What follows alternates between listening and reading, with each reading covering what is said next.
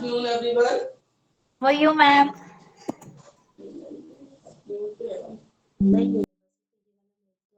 Video नहीं दिख रहा है। मैम प्लीज क्लियर नहीं हो रहा है। वीडियो शो ही नहीं हो रहा है। Am I audible? आवाज आ रही है आप लोगों को मेरी? Ma'am video show ma'am video show नहीं हो रहा है मैम। अभी आ जाएगी। Just wait.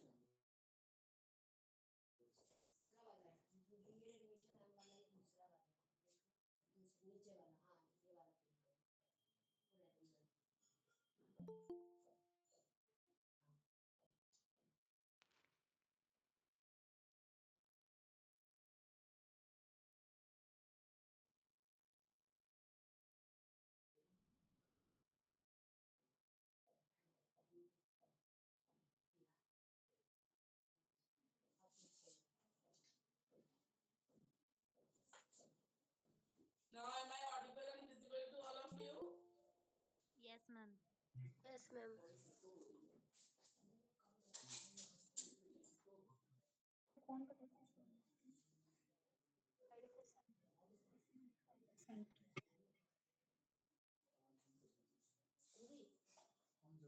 वीडियो नहीं दिख रहा है। ये चालू हो जाएगा।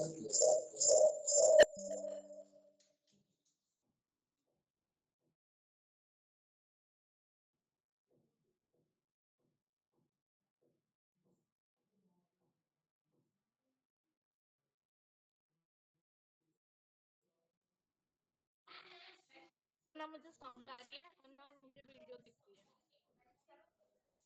Am I audible? Everyone, please confirm. Ma'am video ज्यादा विजिबल नहीं हो पा रहा है, विजिबिलिटी बहुत कम शो हो रही है। और है मैम वीडियो बिल्कुल ही। यस अब सही है। बैकग्राउंड नॉइस आ रही है। Visible है वीडियो? मैम वॉइस तो ये बट वीडियो विजिबल तो हो रहा है लेकिन म्यूट हो रखा है।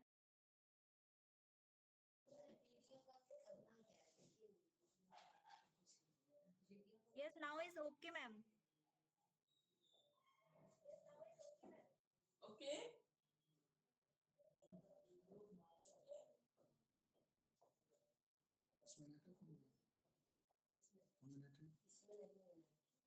मैम अगेन म्यूट हो चुका है। Now is okay. It's okay ना? I am visible and audible to all of you, right? Ma'am you visible now. Okay ना? So we are doing paper 1, childhood and growing up. ठीक है? Good morning ma'am. Paper 1 है आपका. Good morning ma'am. ठीक है, unit 1 हमारा complete हो चुका था एवरीवन, जब आप क्लास में आए थे, याद है सबको? थ्योरी हमने डिस्कस की थी, मीडिया का रोल डिस्कस किया था लास्ट क्लास में. Have you all remembered? Yes ma'am. Everyone? Yes ma'am. Yes ma'am.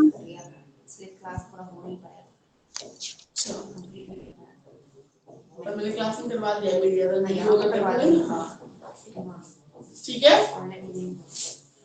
तो हम आज स्टार्ट करेंगे यूनिट 2. एवरीवन, सबको पता लग गया? जो नए भी बच्चे होंगे जिन्होंने आज ज्वाइन किया है, पेपर 1 चल रहा है. ठीक है एवरीवन, पेपर 1 चल रहा है, चाइल्डहुड एंड ग्रोइंग अप.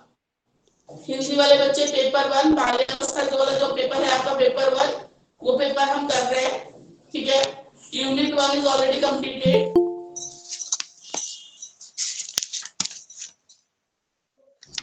ठीक है, today we will do chapter 2 या unit 2, difference.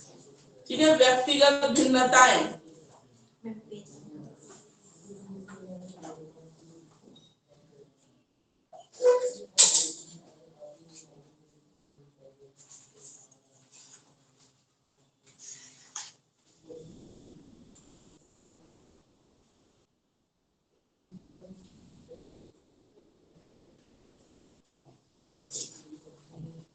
In English, page number 55.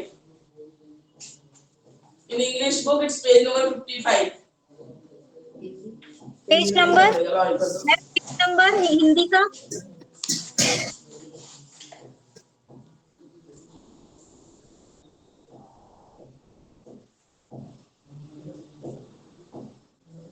Hindi में भी 55 ही पेज नंबर है।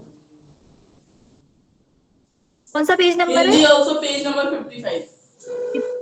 Okay, in English and Hindi you have to check on page number 55. Right? मिल गया है सबको? ठीक है? So let's Yes, continue with the topic individual difference. इसको हम हिंदी में बोलते हैं व्यक्तिगत भिन्नताएं। ठीक है? अब इंडिविजुअल डिफरेंस का मतलब क्या है? Every child is different from one two another. ठीक है? हर बच्चा जो है वो एक दूसरे से अलग है। अलग किस में? देखो, फिजिकल स्ट्रक्चर तो ऑब्वियसली अलग है। ठीक है? फिजिकली भी वो अलग है। किसी की हाइट लंबी है, किसी की हाइट कम है। जो फिजिकल डेवलपमेंट की हम बात करते हैं उस एस्पेक्ट में भी आपको डिफरेंस देखने को मिलेगा। ठीक है? कोई ज्यादा स्ट्रॉन्ग है, कोई वीक होगा। ठीक है? फेस कलर है, कॉम्प्लेक्शन है, ये सब चेंज होगा। हेयर का टेक्सचर है वो भी चेंज होगा।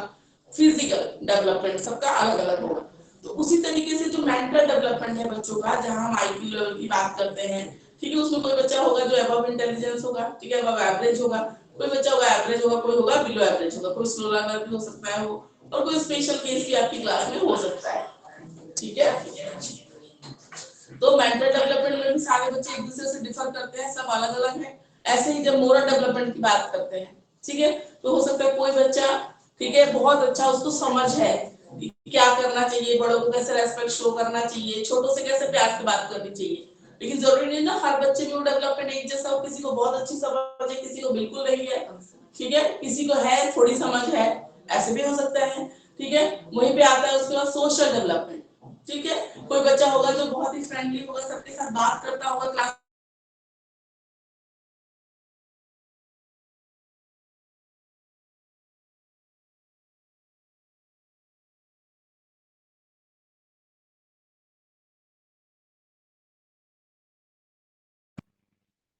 हेलो मैम, मैम वीडियो नहीं।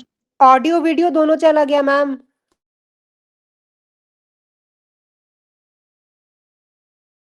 मैम आवाज नहीं आ रही आपकी। मैम कुछ भी शो नहीं कर रहा है।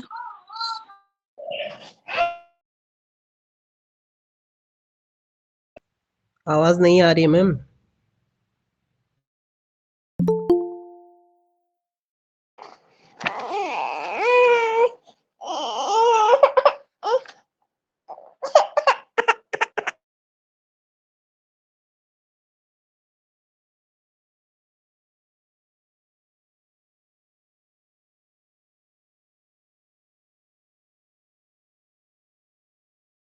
क्लास में जाओगे तो आप कैसे इस डिफरेंस को डील करोगे, इसलिए पढ़ाया जा रहा है। बीएड और क्यों पढ़ाया जा रहा है? आप जब 30-35 तो बच्चा ध्यान दे भी रहा है, तो उसकी जो आई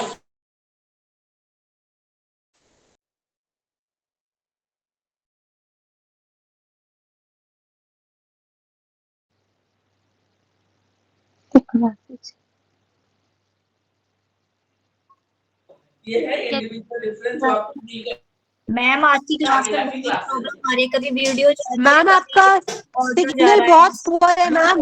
ना ऑडियो आ रहा है ना वीडियो आ रहा है, कुछ नहीं समझ में आ रहा ऑनलाइन बच्चों को। मैम आवाज नहीं आ रही है आपकी सही से समझ में। वीडियो भी तो नहीं आ रहा। अब आ रही है ऑडियो? अभी कुछ और भी इतना नहीं है आपको समझ में। मैम कुछ भी विजिबल नहीं आ रहा। अच्छा, ऑडिबल है आपको, ऑडिबल भी नहीं है? वीडियो भी नहीं आ रही नो है, ऑडियो मैम, भी नहीं आ रही है। No video no audio. दोनों ही नहीं आ रही है।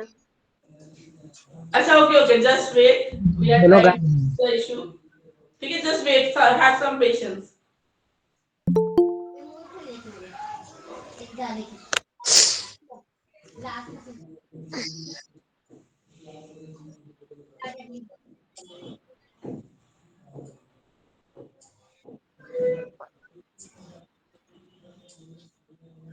आवाज तो आ रही होगी कुछ, नो वीडियो नो ऑडियो, कुछ समझ नहीं आया। वो सर नहीं है ना, वो सर नहीं है। अरे मोबाइल कोई दिक्कत नहीं, वो तो कोई भी है, सर है, मैम है, सब कर लेते हैं। नेटवर्क पता नहीं क्या नहीं है। आवाज आ रही है पूछो। बेटा एम आई ऑडिबल, मेरी वॉइस क्लियर है आपको? एक बार कंफर्म कर दीजिए ताकि हम ma'am class yes ma'am, audio तो है मैम, लेकिन वीडियो शो नहीं हो रहा। हाँ अब आया है वीडियो। पीछे आपको एक्सप्लेन किया वो आपको क्लियरली सुनाई दिया था या मैं रिपीट कर दूंगी अगर ज्यादा मैम दिक्कत दोबारा होगी? मैम एक बार कीजिए। रिपीट कर दीजिए मैम दोबारा से। कोई बात नहीं, मैं कर दूंगी। अभी क्लियर आ रही है मेरी वॉइस आपको? Yes ma'am voice ma'am. तो क्लियर है, लेकिन वीडियो नहीं आ रहा। अच्छा, वीडियो के लिए हम देख रहे हैं, बाकी ऑडियो आवाज क्लियर है ना? Yes ma'am. ठीक है, कोई बात नहीं। जितना हमने कराया था मैं रिपीट कर देती हूँ, अगर बच्चों को नहीं सुनाई दिया तो कोई दिक्कत नहीं है। अब रिपीट करते हैं। आप रिपीट कर दीजिए, वीडियो का आप रिपीट कर दीजिए। ठीक है, वीडियो के लिए हम फिक्स कर रहे हैं इशू।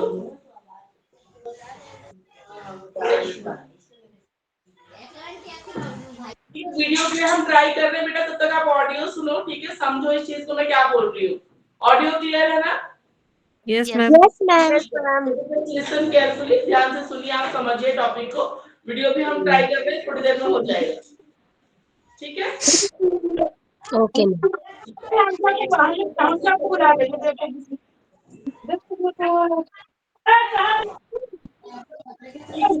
माइक्रोफोन अनम्यूट है, अगर आप कुछ बोलना चाहते तो बोलिए, अदरवाइज म्यूट योर माइक्रोफोन, उससे भी डिस्टरबेंस होती है।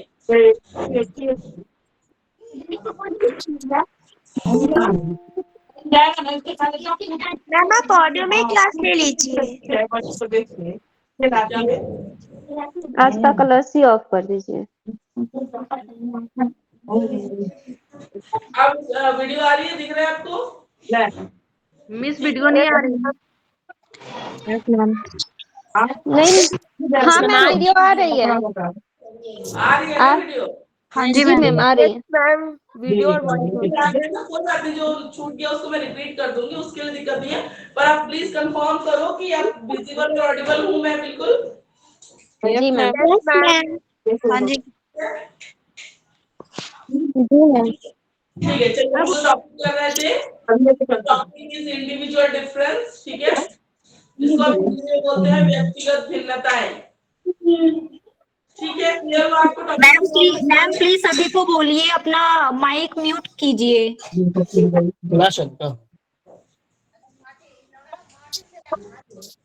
स्टूडेंट्स बेटा प्लीज आप लोग अपना माइक नहीं करिए। बहुत अच्छा है। हो जाता है ना, टाइम राजपूत होती है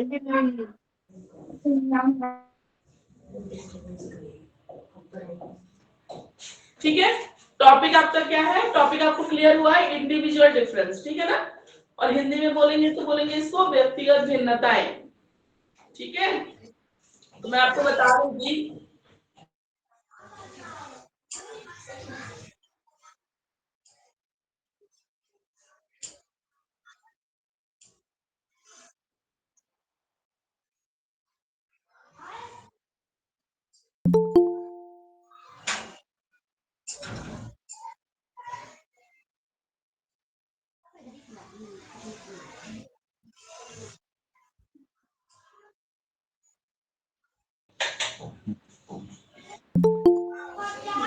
टॉपिक क्या है? Topic for today is individual difference, ठीक है? हिंदी में क्या बोलेंगे हम? व्यक्तिगत भिन्नताएं। अच्छा, मैंने बोला आपको बीएड में आपको ये टॉपिक क्यों पढ़ाना है? Because you have to deal with a classroom where 30 और 35 स्टूडेंट्स विल बी देयर, ठीक है? और सारे एक दूसरे से अलग होंगे। अभी जो हम डिफरेंस की बात कर रहे हैं, मैंने अभी आपको बताया डिफरेंस इन द सेंस कौन कौन से एस्पेक्ट में डिफरेंस हो सकता है, ठीक है? तो डेवलपमेंट के जितने भी एस्पेक्ट हमने पढ़े, जितने भी पहलू हमने देखे हैं विकास के, क्या कौन कौन से पढ़े थे? शारीरिक विकास, फिजिकल डेवलपमेंट, नैतिक विकास, मोरल डेवलपमेंट, ठीक है? सामाजिक विकास, सोशल डेवलपमेंट, ठीक है? और बौद्धिक विकास, इंटेलेक्चुअल डेवलपमेंट, ठीक है? तो ये सारे डेवलपमेंट के एस्पेक्ट हैं जिसमें बच्चे एक दूसरे से अलग होते हैं, ठीक है? कोई बच्चा इंटेलिजेंट होगा, कोई बिलो एवरेज होगा, कोई स्लो लर्नर होगा, ठीक है? कोई बच्चा फिजिकली बहुत फिट होगा, कोई वीक होगा, ठीक है? उसके बाद नैतिक जो विकास की बात कर रहे थे हम, मोरल डेवलपमेंट, कोई बच्चा हो सकता है मोरली बहुत करेक्ट हो, उसको पता है सही क्या है गलत क्या है, हो सकता है वही दूसरे बच्चे को ये चीज समझ में ना आती हो। सोशल डेवलपमेंट में मैंने बोला कोई बच्चा होगा बहुत एक्टिव होगा, फ्रेंडली होगा, सबसे बात करेगा, है ना, सबके साथ फ्रेंड्स होंगे, पर वहीं पे दूसरा बच्चा एक ऐसा हो सकता है जो क्लास में चुपचाप बैठता है, किसी से बात नहीं करता। ठीक है, तो ये सारे डिफरेंसेस होते हैं ऑन डिफरेंट एस्पेक्ट। ठीक है, अब हम देखते हैं रीजन क्या है, इसको कैसे डील करनी है और क्या क्या डिफरेंस आता है। ठीक है,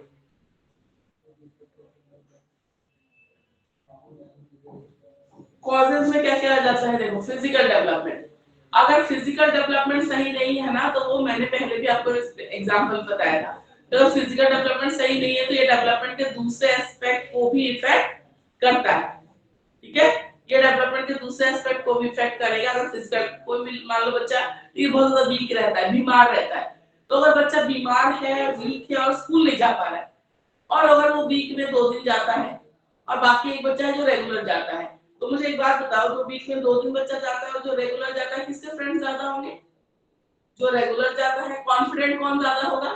जो रेगुलर जाता है, क्योंकि वो हर एक क्लास उसको पता है टीचर क्या पढ़ा रही है, कितना काम कंप्लीट हुआ है, वो बच्चों से घुल मिल रहा है। ठीक है, उसका सोशल डेवलपमेंट भी बहुत अच्छा है, कॉन्फिडेंस है। ठीक है, उसकी पर्सनालिटी डेवलपमेंट भी बहुत बढ़िया हो रहा है, साथ के साथ उसका इंटेलेक्चुअल डेवलपमेंट भी अच्छा है, वो रोज जाता है, पढ़ता है, सुनता है चीजें।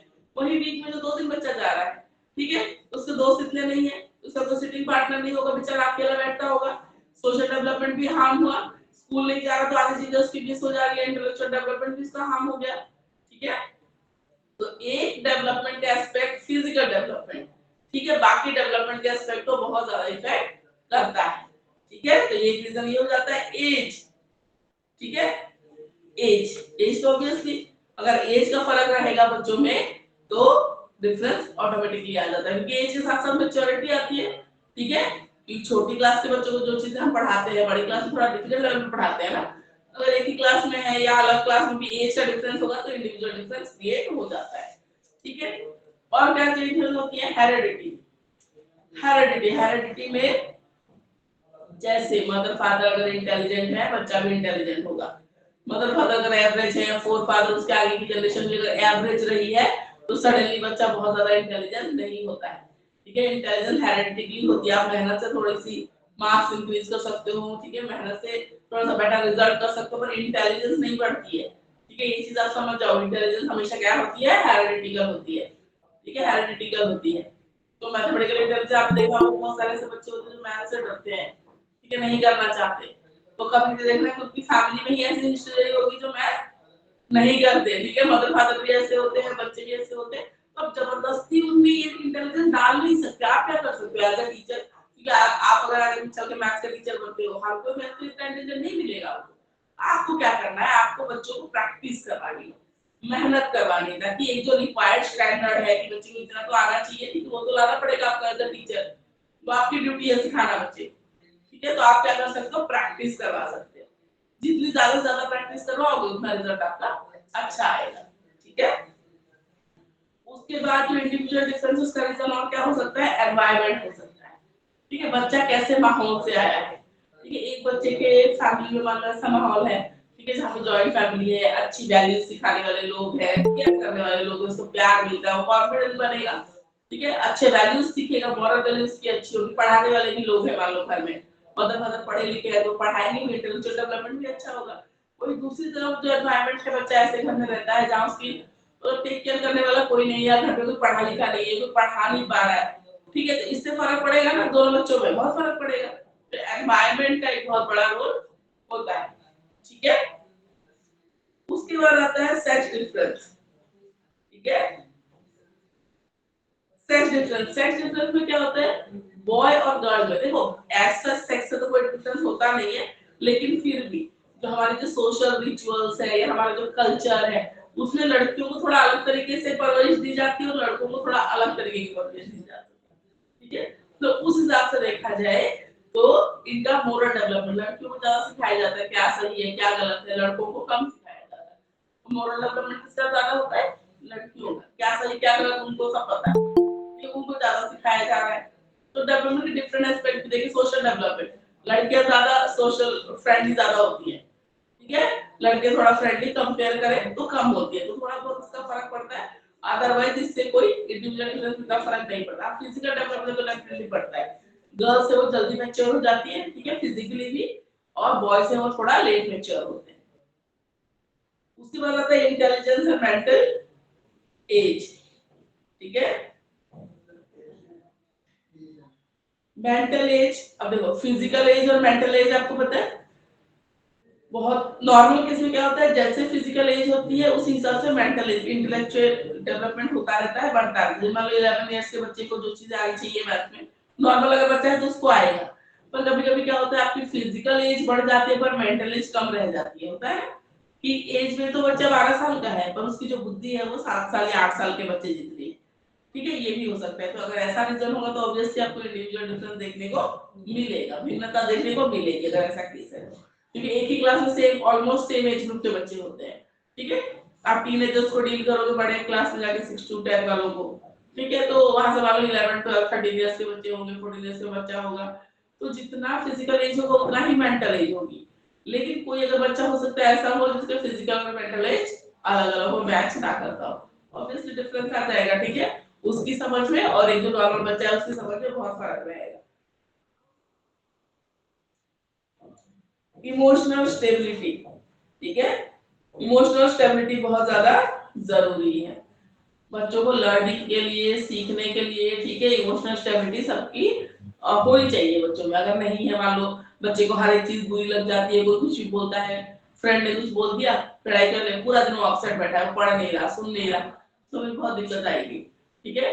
तो रीजन क्या है, इंडिविजुअल डिफरेंस का इमोशनल स्टेबिलिटी हर बच्चे में अलग अलग होती है। कोई तो होता है बहुत ही लाइटली लेता है, कोई कुछ भी बोल दे उसको कोई फर्क नहीं पड़ रहा, लेकिन कोई बच्चे इतने सेंसिटिव भी होते हैं कि आप छोटी से छोटी चीज भी बोल दोगे तो दिल पे लगा के बैठ जाएंगे, वो टीचर हो चाहे फ्रेंड हो चाहे कोई भी हो। तो इमोशनल स्टेबिलिटी का जो लेवल है वो भी हर बच्चे में अलग अलग होता है।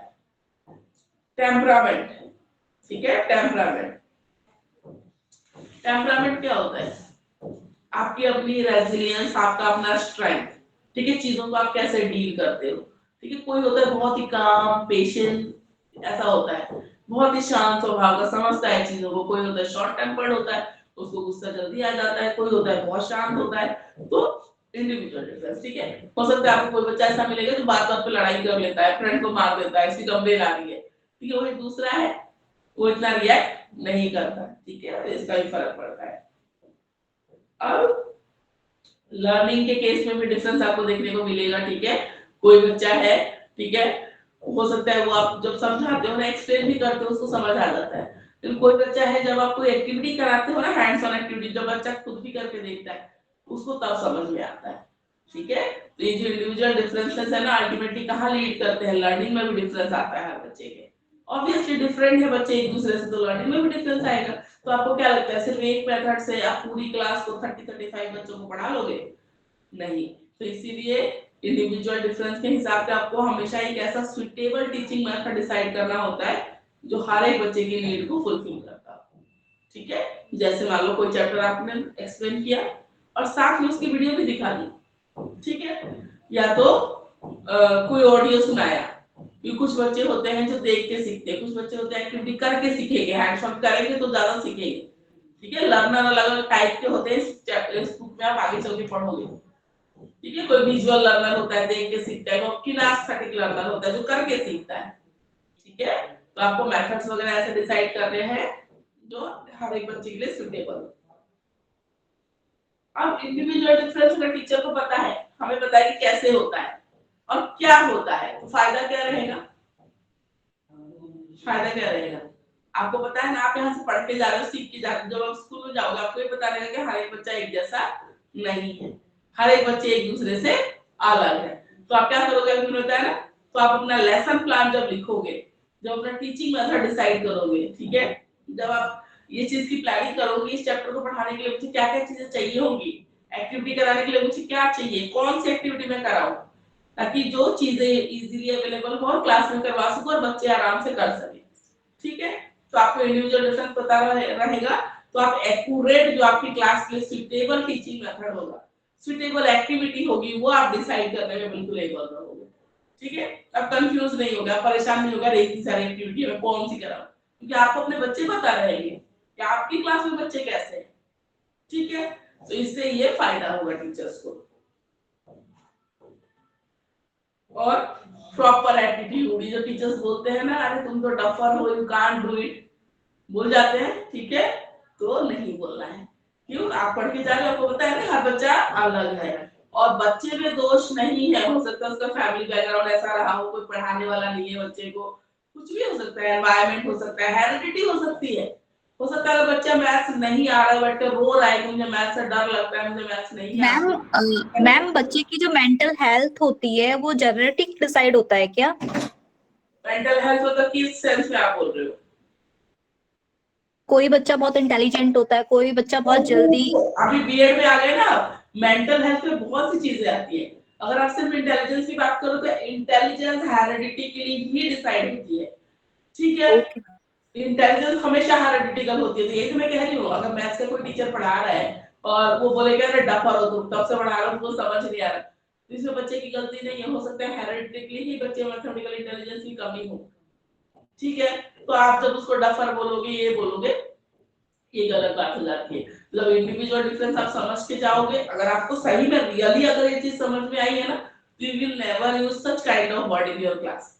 आप कभी यूज करोगे नहीं करोगे, क्योंकि उसमें बच्चे की गलती नहीं है। ठीक है, बच्चे की गलती नहीं होती है कई बार, लेकिन टीचर को अपना सिलेबस पूरा करना है, टास्क पूरा करना है, उसके पास टाइम नहीं है, तो टीचर बच्चे को ऐसे बोल जाता है, डांट जाता है, जो कि टोटली रॉन्ग। ठीक है, जो कि कभी आप लोग अभी पढ़ रहे हो, आगे टीचर बनोगे तो आप लोग भी ऐसे टीचर बन सकते हैं। ठीक है, आपको पता रहेगा ना इंडिविजुअल डिफरेंस क्या है, तो कभी भी बच्चों के लिए such kind of word never use, कभी यूज नहीं करना चाहिए। ठीक है, क्योंकि हो सकता है बच्चे में गलती ना हो, उसके एनवायरनमेंट में गलती हो, उसकी हेरिडिटी का रीजन हो, कुछ भी रीजन हो सकता है, आपने पढ़े ना भी रीजन सारे, कुछ भी हो सकता है। तो आप कैसे टीचर बनोगे? आप एक बहुत अच्छे पोलाइट और कॉम्पेक्ट, ठीक है, जिसके अंदर बहुत ही कंपेशन होता है, वो ऐसा टीचर बनोगे आप। बहुत ही एक अच्छा, जो दया का भाव जिसके अंदर होता है, ठीक है, कि आप समझोगे, उसकी प्रॉब्लम को समझने की कोशिश करोगे। ठीक है, तो ऐसा टीचर बनना है, क्योंकि हो सकता है बच्चे में दोष ना हो, उसका रीजन कुछ और हो, ऐसा हो सकता है। ठीक है, तो पर्सनैलिटी आपकी ऐसी रहेगी जहां समझने की कोशिश करोगे, ब्लेम नहीं करोगे बच्चे को। ठीक है, समझने की कोशिश करोगे। मेथड ऑफ टीचिंग इंप्रूवमेंट, ठीक है, इन एटमॉस्फेयर, आप समझोगे जब इंडिविजुअल डिफरेंस, तो आप सिटिंग अरेंजमेंट से लेके क्लासरूम मैनेजमेंट तक, ठीक है, बहुत अच्छे से आप अपनी नॉलेज को यूटिलाइज कर सकते हो, टीचिंग मेथड डिसाइड कर सकते हो, सब कुछ कर सकते हो। ठीक है, एक तो ना, जब तुम टीचर हो उस क्लास के, तो सबसे पहले तो अपना समझा करो कि ये मेरी क्लास है और मुझे करना है। जब डरते रहते हैं ना, ये कौन करेगा, उसको एडमिट कर देना, जो स्टूडेंट है। ठीक है, ये कौन करेगा, वो कौन करेगा, मतलब ये क्या बोलेंगे, वो क्या बोलेंगे, इस चक्कर में ना आप अपनी क्लास खराब कर लेते हो। नहीं नहीं यार, ये भी ये ना, यहाँ पे देखिए, और नहीं आ रहा है ना, छोड़ दो यार, आ नहीं रहा है।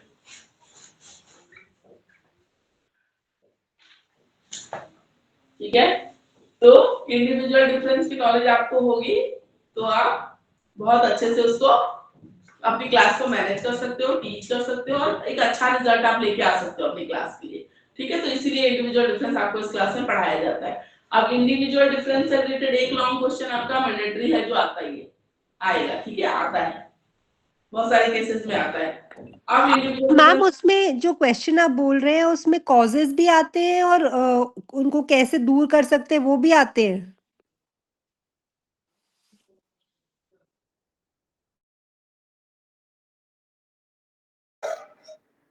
Ma'am your video is,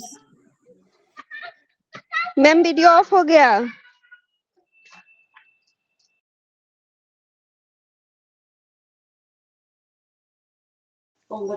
ma'am video off हो गया।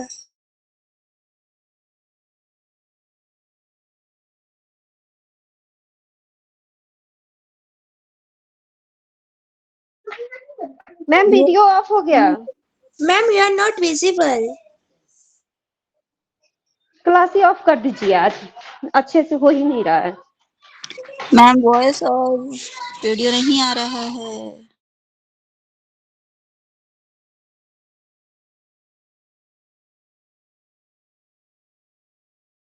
Ma'am, your voice is not visible. Where are you?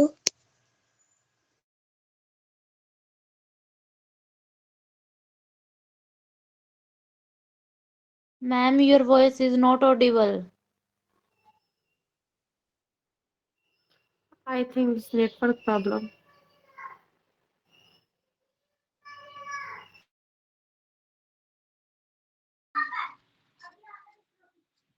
फिर दोबारा ज्वाइन करना पड़ेगा लग रहा है। थोड़ी देर वेट करके देखते हैं ना।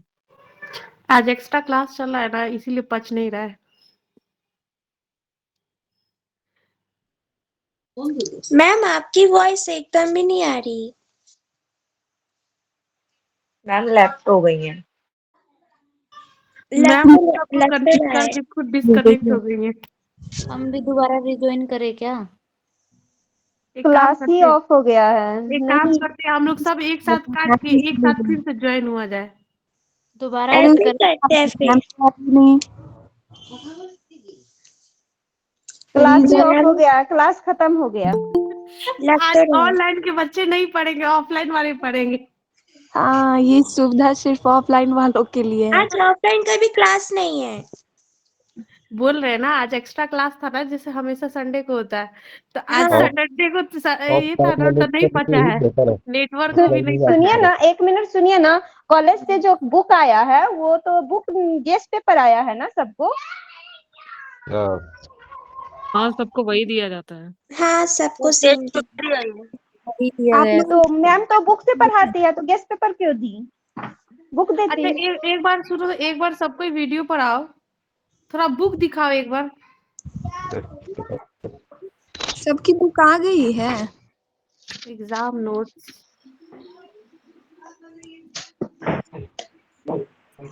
ये खाली इंग्लिश की है। इसमें कितने सब्जेक्ट है पूरे टोटल? टोटल तो पांच जितने बुक दिया गया। टोटल 5। सोशल स्टडी, एक इंग्लिश है, एक ये क्या अधिगम तथा शिक्षण। What's this mean? जैसे कि एक ये बुक दिया सबके है। नोट बुक अलग अलग क्यों लग रहे हैं? एक जैसे तो लग ही नहीं रहे। सबका सब सब्जेक्ट होगा ना, अपना अपना सब्जेक्ट तो होगा ना। लेकिन 3 सब्जेक्ट तो सबका कॉमन है। 3 सब्जेक्ट हम सबका लोग अब कॉमन है। सोशल स्टडी वाले बैच है, तो हम लोग का कॉमन बुक होना चाहिए ना। तो है तो वो तो इंग्लिश हिंदी वाले का अलग होता है। सोशल स्टडी तो अलग सब्जेक्ट है, मेन सब्जेक्ट जो अच्छा हम होता लोग है जितने ग्रुप वो सेम मेंबर है। हैं, हम लोग जितने ग्रुप मेंबर हैं, इसमें इंग्लिश मीडियम वाले भी बच्चे ऐड है ना? हाँ, दोनों है, यस इंग्लिश और यस हिंदी मैं दोनों है। इंग्लिश मीडियम की हूँ। दोनों मैं भी। कंबाइंड है ना? हाँ अच्छा दोनों कंबाइंड है। फिर भी थोड़ा एक सा बात बताओ, 1 मिनट, एक बात बताओगे सभी? बोलो। इसको पलटो। ये जो मैम क्लास ले रहे हैं तो सारे सब्जेक्ट देखो की लोग क्लास? तो लोग भी ऐसे ही दिखा रहे जैसे लोग खत्म। ये जो मैम क्लास लेती है, एक बात बताओ तुम लोग हमको, तो इसमें सब्जेक्ट पता चलता है किस सब्जेक्ट के बारे में बात हो रहा है? खाली वो नोट्स का हम एक तो वो तो हम बता मैम देती से कि यही पेपर पूछने 1 पढ़ा वाले रही थे। है। हम मैम नोट्स का से एक यही पूछने टॉपिक वाले उठाए थे। या पढ़ा रही है, लेकिन पता चला वो टॉपिक किस सब्जेक्ट से है। जैसे जनरल हाँ, तो नॉलेज वो से है, फर्स्ट से ही तो सोशल बता स्टडी रही से थी। है, सोशल नहीं, स्टडी पेपर के किस पेपर पार्ट? 1 से बोली थी मैम ना, नहीं, पेपर 1 देखिए से। देखिए ये मेरी बात सुनिए। सारे जीके का नहीं है, वो पेपर 1 का चाइल्डहुड एंड सब्जेक्ट है वो। Growing up. जिनका जो भी सब्जेक्ट है, जिनका जो भी सब्जेक्ट है, जिनका अच्छा जो भी सब्जेक्ट है, बीए का, लेकिन 3 बीएड का सब्जेक्ट सबका कॉमन है। पहला ईयर का इसी को पेपर 1 बोला जा रहा है नहीं? जी paper 1 childhood and growing up है और 3 सब्जेक्ट है जो सारे लोगों का कॉमन होगा, इसलिए पेपर 1 वो पढ़ा रही है। अच्छा एक चाइल्डहुड हुआ, एक कंटेम्प्रेरी कैन पेपर इंडिया हुआ, first can you second third repeat और तीनों एक का एक ही है, लर्निंग एंड सबका एक ही है डेवलपमेंट। वो। वो तीनों, ये तीनों पेपर जिस लर्निंग जिसको एंड टीचिंग और कंटेम्प्रेरी इंडिया और चाइल्डहुड, ये तीनों सबका कॉमन रहेगा। उसके बड़ी बाद आपका जो इंडिविजुअल सब्जेक्ट है, डिफरेंस तो ये कौन सा बुक है? इंडिविजुअल डिफरेंस नहीं है, childhood and contemporary growing up. India paper है। 1 का यूनिट 2 है। Hello guys, individual paper difference, 1 का यूनिट 2 है वो। हाँ ये आपका वन चैप्टर मिनट 2 है पेपर वन 1 से मिनट वन जो अभी मिनट मैम अगर पढ़ा रही है। जिसको इस बारे में अच्छे से नॉलेज है, हम लोग म्यूट हो गए, थोड़ा आप उस बारे में बात कीजिए, थोड़ा जानकारी मिल जाए, क्योंकि हम लोग सब नए हैं तो थोड़ा सा कंफ्यूजन है सबके अंदर हाँ, थोड़ा हम तो थोड़ा। पहले आज फर्स्ट क्लास ही कर रही, मुझे भी समझ में नहीं आ रही है। इस अच्छा वाली तो बुक का ये सेकंड यूनिट है, पेज नंबर 55 का, जो ये आज पेपर मैम हिंदी पढ़ा। मीडियम वालों का है। हाँ जी, इंग्लिश मीडियम वालों के लिए भी 55 ही पेज नंबर है। हाँ हाँ उसका ये आपका दे रखा है, अंडरस्टैंडिंग इंडिविजुअल डिफरेंसेस। हाँ।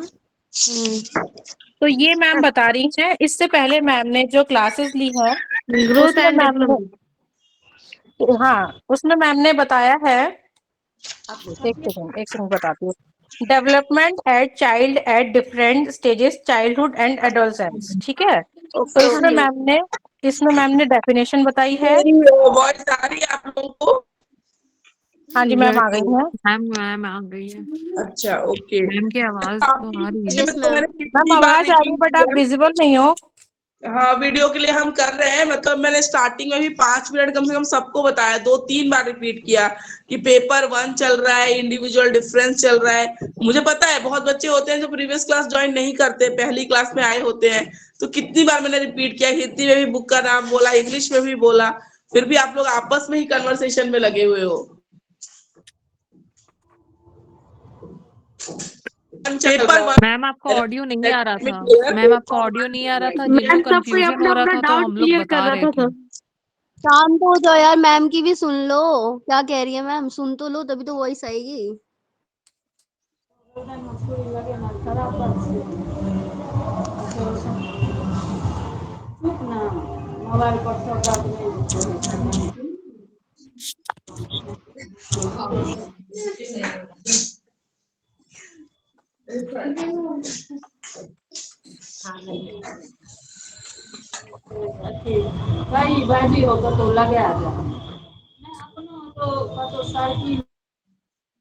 आवाज आ रही है?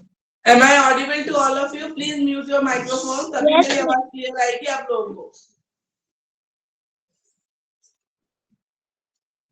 Okay, thank you. ठीक है, अभी आवाज आ रही है ना सबको? एक हम सबका वो आता है ना, आप वो सेंड कर दो, है ना? ओके ओके, थैंक यू, देख लिया मैंने, ठीक है ठीक है। टॉपिक आपका चल रहा है इंडिविजुअल डिफरेंस, पेपर आपका चल रहा है 1। किसी को भी जो भी कंफ्यूजन थी, ठीक है, वो सुन लीजिए आप लोग। पेपर 1 चल रहा है आपका, 3 पेपर है, कॉमन है, जो सबके लिए ही कॉमन है, ठीक है। वो सारे फर्स्ट ईयर के जो भी यूनिवर्सिटी है, नो मैटर आप जो भी यूनिवर्सिटी के, वो पेपर तीनों कॉमन है, ठीक है, वो सबको ही करना है। तो उसमें हम पेपर 1 अभी हमने स्टार्ट किया है। जैसे पेपर 1 ओवर हो जाएगा, we will do paper 2 and like this we will continue with paper 3, ठीक है। उसके बाद आता है टीचिंग सब्जेक्ट, उसमें ठीक है जिन बच्चों का जो सब्जेक्ट होगा वो हम बाद में फिर ग्रुप बना के उसकी क्लास अलग से देते हैं, ठीक है, क्योंकि सारे बच्चों का टीचिंग सब्जेक्ट अलग होता है, ठीक है। तो आई थिंक आपका डाउट क्लियर हो गया है। तो चलिए हम अपना टॉपिक आगे कंटिन्यू करते हैं। मैम आपसे एक रिक्वेस्ट थी कि मैम बोलिए। जैसे जैसे आप यूनिट कराते जा रहे हैं इसका, क्या आप हमें एक लिस्ट बना सकते हैं कि इसमें से ये टॉपिक इम्पोर्टेंट है, कि सारे बच्चे सारी क्लास नहीं अटेंड कर पा रहे, तो उनको भी मदद हो जाएगी कि ये यूनिट 1 में ये टॉपिक इम्पोर्टेंट है। जैसे आपने अभी इसमें इंडिविजुअल डिफरेंस बताया कि क्वेश्चन आता ही आता है, तो यूनिट क्वेश्चन भी भेज देंगे आप लोगों को, पर अभी स्टार्टिंग है, थोड़ा पढ़ो तो सही, अभी पढ़ो तो सही, अभी तो हम लोग भेजेंगे यस मैम आप आगे कंटिन्यू कीजिए। सब कुछ मिलेगा, इंपॉर्टेंट क्वेश्चन तक भी मिलेंगे, ठीक है। पर अभी तो स्टार्टिंग है, अभी तो पढ़ो अपने आप, ट्राई तो करो, समझो तो चीजों को, इंटरेस्ट तो लो, ठीक है। Okay ma'am. चलिए ठीक है। Yes ma'am. Okay ma'am. Individual difference क्यों पढ़ना बेनिफिशियल है, हमने पढ़ा एज अ टीचर, ठीक है, क्यों इंपॉर्टेंट है और क्या इसके रीजन होते हैं, ठीक है। आई थिंक सबको समझ में आ गया है। तो हम नेक्स्ट टॉपिक पे चलते हैं। नेक्स्ट टॉपिक आपका है एजुकेशनल इम्प्लीकेशन, तक हो गया कि क्यों जरूरी है, ठीक है।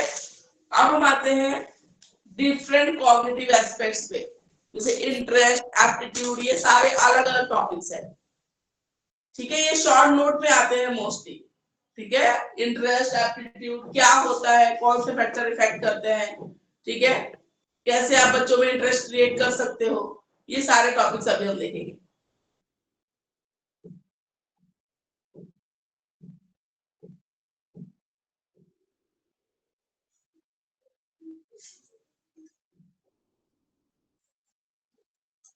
अब ये कॉग्निटिव एट्रीब्यूट होते क्या है, ठीक है, कॉग्निटिव एट्रीब्यूट्स होते क्या है, जहां पे आपका मेंटल डेवलपमेंट रिलेटेड चीजों की बात करते हैं, ठीक है, बौद्धिक विकास की जहां बात करते हैं, वहां कॉग्निटिव वर्ड कहीं भी आएगा ना, कॉग्निटिव याद रखना आगे से।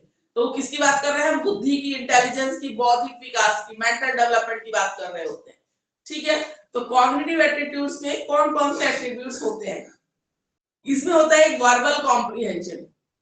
वर्बल कॉम्प्रिहेंशन में जिसकी लैंग्वेज बहुत अच्छी हो, जो क्या करे, वर्ड्स को, सेंटेंसेस को, पैराग्राफ्स को तुरंत समझ ले, ठीक है, समझ ले, नए नए वर्ड्स को भी रिलेट करके उसकी मीनिंग निकाल पाए, तो उसको हम बोलते हैं वर्बल कॉम्प्रिहेंशन, ठीक है। सेंसिटिविटी टू द प्रॉब्लम, कोई भी प्रॉब्लम हो तो उसको सॉल्व करने के लिए सजेशन प्रोवाइड करना, ठीक है, आपके पास सजेशन होते हैं प्रॉब्लम को सॉल्व करने के लिए। साइलोजिस्टिक रीजनिंग में किसी भी प्रॉब्लम का कंक्लूजन ड्रॉ करना, कि अच्छा पूरी प्रॉब्लम किसी ने बताई तो आपने उसका कंक्लूजन निकाला कि अच्छा इस रीजन से ये चीज हो रहा है, ठीक है, कंक्लूजन ड्रॉ करना है। नंबर फैसिलिटी, ठीक है, अरिथमेटिक ऑपरेशन में मैथ्स आप बहुत अच्छे से सॉल्व कर पाते हैं, ठीक है। जनरल रीजनिंग, रीजनिंग क्या होता है, कोई चीज क्यों हो रही है उसका रीजन बता पाना, ठीक है, तो जनरल रीजनिंग ये भी एक कॉग्निटिव एट्रीब्यूट है आपके मेंटल डेवलपमेंट से रिलेटेड।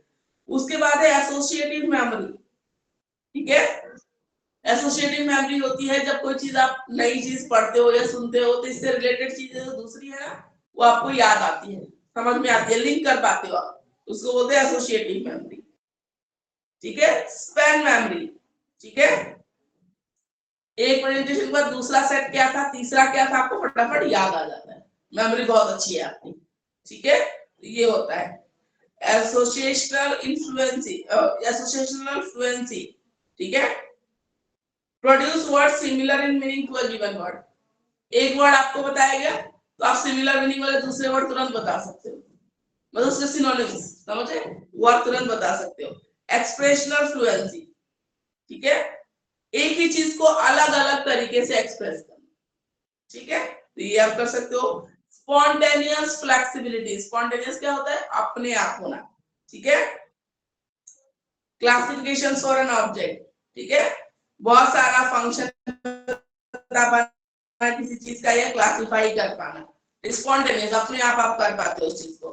परसेप्चुअल स्पीड, क्वेश्चन कर रहे हो आप, क्या कह रहे हो, क्वेश्चन नंबर बता दीजिए कौन सा करवा रहे हो। 64, पेज नंबर 64 देखो, यहाँ पे देखो कॉग्निटिव एट्रीब्यूट है, मिला आपको पेज नंबर 64 देखो, हिंदी में 64 की है, ऐसे दिखाइए एक बार हिंदी,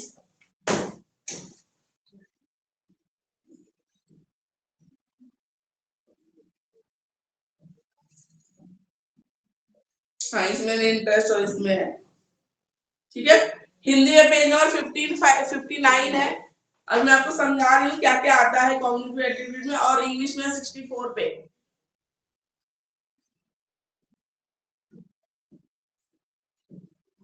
मिल गया सबको? Yes ma'am. Yes ma'am. Yes ma'am. Perceptual speed का मतलब है, ठीक है, अगर कोई क्राइटेरिया चेंज कर दिया जाए तो दूसरे वेरिएबल में क्या चेंज आएगा वो इमेजिन कर पाना, ठीक है, तो इसको बोलते हैं। उसके बाद आता है विजुअलाइजेशन, विजुअलाइजेशन मान लो कोई चीज तुम्हें एक्सप्लेन की जा रही है और वो बोल रहा है बस, और तुम विजुअलाइज कर पा रहे हो, अपने दिमाग में एक इमेज बना पा रहे हो, उसको बोलते हैं विजुअलाइजेशन, ठीक है।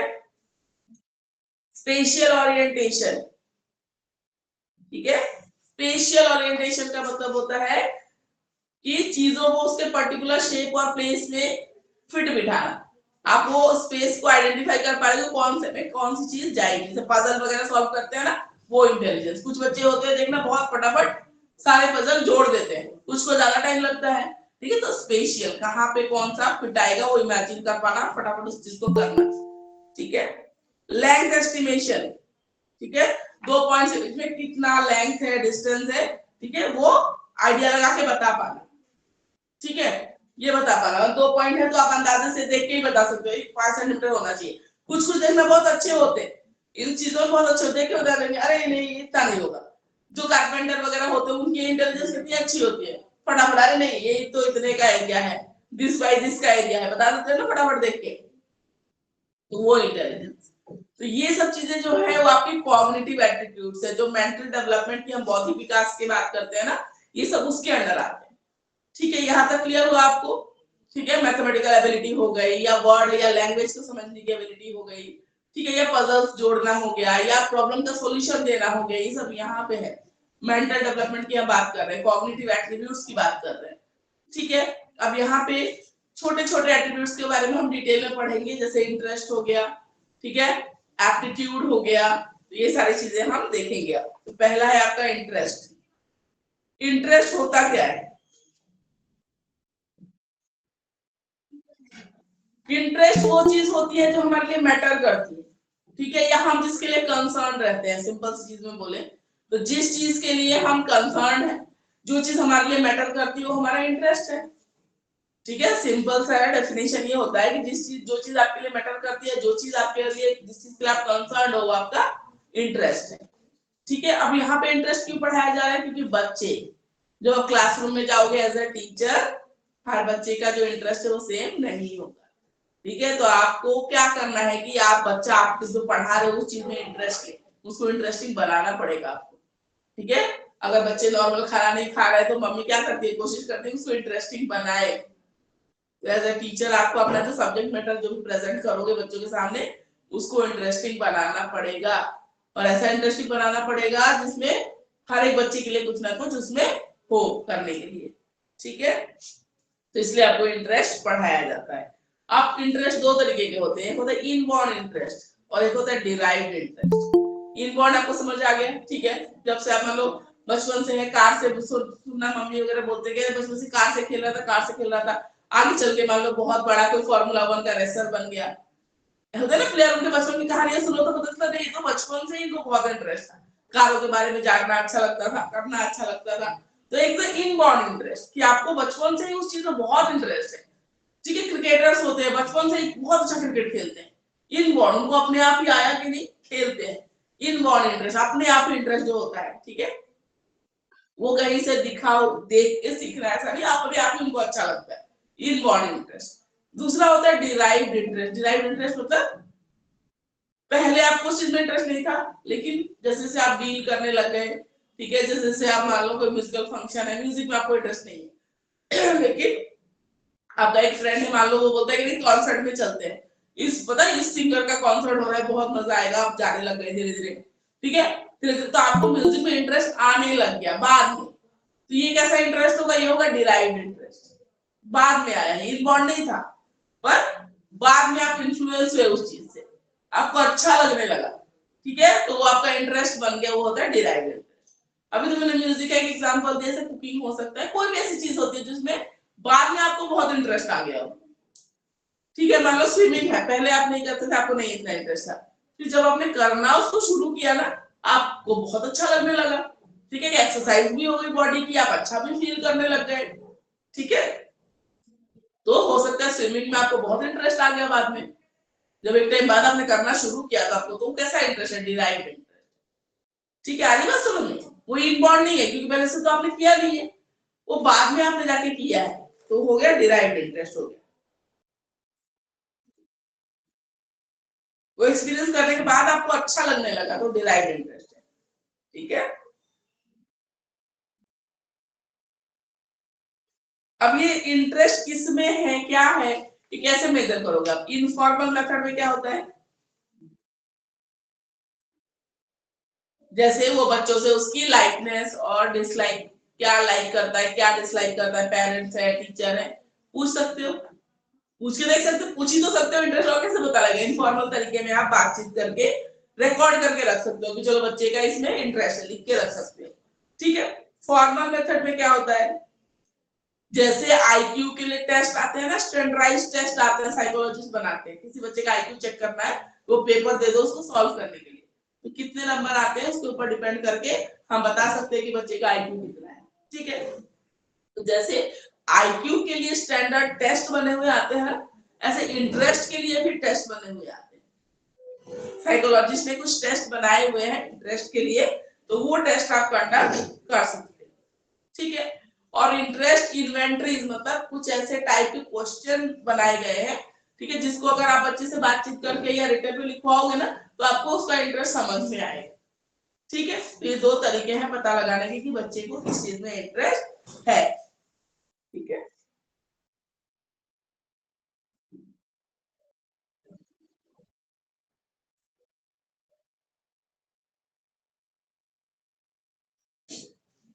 तो इंटरेस्ट पता लगाना क्यों जरूरी है?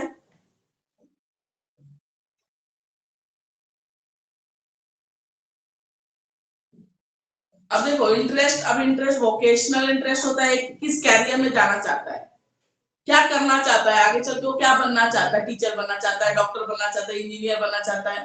अब जब 11th-12th में हम 11th में जब क्लास में जाके आर्ट्स कॉमर्स और साइंस डिसाइड कर रहे होते हैं, उससे पहले आपको पता चल जाना चाहिए कि आपको किसमें इंटरेस्ट है। मान लो वहां तक भी नहीं पता चला, बच्चों को नहीं पता चलता, कोई उनको बताने वाला नहीं है, उनको खुद उन्होंने कभी सेल्फ एनालिसिस नहीं किया अपने आप को, तो फिर जो दूसरे बोलेंगे वही पढ़ लेगा बच्चा। फिर हमने जो एरिक्सन में पढ़ा था ना, बच्चों ने जो इन बच्चों ने पढ़ा था वो थ्योरी पढ़ी थी पर्सनालिटी डेवलपमेंट की, समझ में आ रहा है? फिर अपनी पसंद का पढ़ेंगे नहीं, दूसरे की पसंद का पढ़ेंगे, फिर जॉब भी सेटिस्फाई नहीं रहेगी, फिर उनका पूरा आगे सारा कैरियर और आगे की पूरी लाइफ खराब हो जाती है। ठीक है, तो ऐसे वोकेशनल इंटरेस्ट पता करने के लिए कुछ साइकोलॉजिस्ट उन्होंने एक काइंड ऑफ टेस्ट प्रिपेयर किया है, इसको बोलते हैं स्ट्रॉन्ग वोकेशनल इंटरेस्ट ब्लैंक। ठीक है, ये एक टेस्ट है जो बनाया गया है। ठीक है, इसमें 5 टाइप के टेस्ट है, एक है मेल स्टूडेंट के लिए, फीमेल स्टूडेंट के लिए। ठीक है, अलग अलग टाइप के टेस्ट बनाए गए इंटरेस्ट पता करने के लिए, वोकेशनल इंटरेस्ट क्या बनना चाहते हैं बच्चे। ठीक है, मेल बॉयज के लिए अलग, गर्ल्स के लिए अलग। ठीक है, एक वो बच्चे, ठीक है, जो आउट ऑफ स्कूल है, स्कूल नहीं आते, ठीक है, छोड़ चुके हैं, कोई भी रीजन हो सकता है, स्कूल नहीं आते। एक ऐसी लड़कियों के लिए जो स्कूल नहीं आ रही, आउट ऑफ स्कूल है। ठीक है, और फिर लोगों के लिए, ठीक है, वैसे लोगों के लिए जो अटेंडिंग या नॉट अटेंडिंग स्कूल है, अटेंड भी कर रहे हैं या नहीं भी कर रहे, उनके लिए कॉमन सा टेस्ट है। ठीक है, इसमें क्या होता है, 400 आइटम्स होते हैं। ठीक है, उसमें पूछा जाता है क्या लाइक करते हैं, क्या डिसलाइक करते हैं। ठीक है, डिफरेंट डिफरेंट चीजें उनकी पूछी जाती है, और तो पता लगता है कि इस बच्चे को किस चीज में इंटरेस्ट है, आगे क्या बनना चाहता है। ठीक है, अगर ये पता लगा लेते हैं एक्यूरेटली तो बहुत काम सॉल्व हो जाता है, फिर बच्चा उस हिसाब से अपना कैरियर ऑप्ट करेगा। ठीक, उसमें ध्यान भी लगाएगा, उसको इंटरेस्ट रहेगा तो ध्यान से करेगा भी, पढ़ेगा भी, आगे लाइफ में कुछ करेगा। और जबरदस्ती कोई चीज डाल दो किसी के सर पे कि तुम्हें ये करना ही है, फिर तो वो रिजल्ट नहीं मिलेगा जो हम चाहते हैं। ठीक है, फिर है फूडर्स प्रेफरेंस रिकॉर्ड, तो इसमें बच्चा कितना मोटिवेटेड है। ठीक है, हाई स्कूल, कॉलेज, ये सब स्टूडेंट के लिए, कॉलेज स्टूडेंट के लिए ये टेस्ट बनाया गया था, और इसमें भी वोकेशनल गाइडेंस ही दी जाती है। ठीक है, अब से अलग अलग कौन से वोकेशनल के लिए बनाया गया है, मैथ्स में उसको इंटरेस्ट है कि मैकेनिकल इंजीनियरिंग होती है ना, उसमें इंटरेस्ट है, म्यूजिक में है, कंप्यूटर में है, computational maths, calculations, clerical jobs होते हैं ना, क्लर्क, उसमें है कि सोशल कुछ करना चाहता है, इन्फ्लुएंसर बनना चाहता है, नेता बनना चाहता है, क्या बनना चाहता है, या साइंटिफिक कुछ करना चाहता है। ठीक है, पर्सुएसिव और लिटरेरी या लिटरेचर में जाना चाहता है। ठीक है, तो ये अलग अलग चीजें हैं जिसमें वो कर सकते हैं, तो वोकेशनल गाइडेंस का इंटरेस्ट पता लगाने के लिए। ठीक है, जैसे मैंने बोला ना कि बच्चे को आपने ड्राइंग करते देखा, बहुत अच्छा ड्रॉ करता है, ठीक है, तो आप उसको बोल सकते हो कि बेटा आप क्लास ले लो, है ना, आप क्लास अटेंड कर लो, या मम्मी पापा को बोलो कि आपको आर्ट क्लास भेजे, आप में वो टैलेंट या दिख रहा है कि आप आगे कुछ अच्छा कर सकते हो इस फील्ड में, तो वो बहुत जरूरी है बच्चों के लिए। तो इंटरेस्ट आपको क्यों पढ़ाया गया, ताकि आपकी क्लास में बच्चे हो तो आप उनको गाइड कर सको सही तरीके से कि बच्चे का इंटरेस्ट एक्चुअल में किस चीज में है। ठीक है, एक बार हिंदी की बुक दीजिएगा, जैसे सेम है कुछ अलग दे। मैम ये जो आप इंग्लिश वालों को बता रहे हो हिंदी वालों को नहीं मिल रहा मुझे। पेज नंबर 65-66 है हिंदी में, पेज नंबर 65-66। देखो 61 पे रुचियों के प्रकार दिए हुए, जो मैं टाइप्स पढ़ाए हैं हिंदी में से भी बता रहे। देखिए, स्वाभाविक एवं, ठीक है, जो हमने बोला ना बाहर से बाद में डिराइव जो बोला, ठीक है, यहाँ पे दिया हुआ है, देखो दोनों वर्ड दिए हुए, देखा आपने, हिंदी वाले बच्चों ने रुचियों के प्रकार दिए हुए।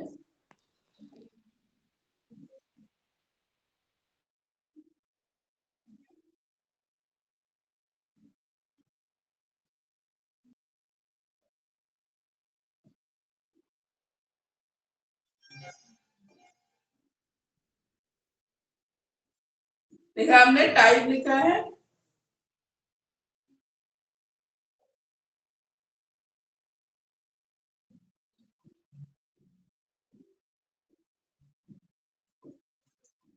उसके बाद ये देखिए, रुचियों की अभिवृद्धि या विकास।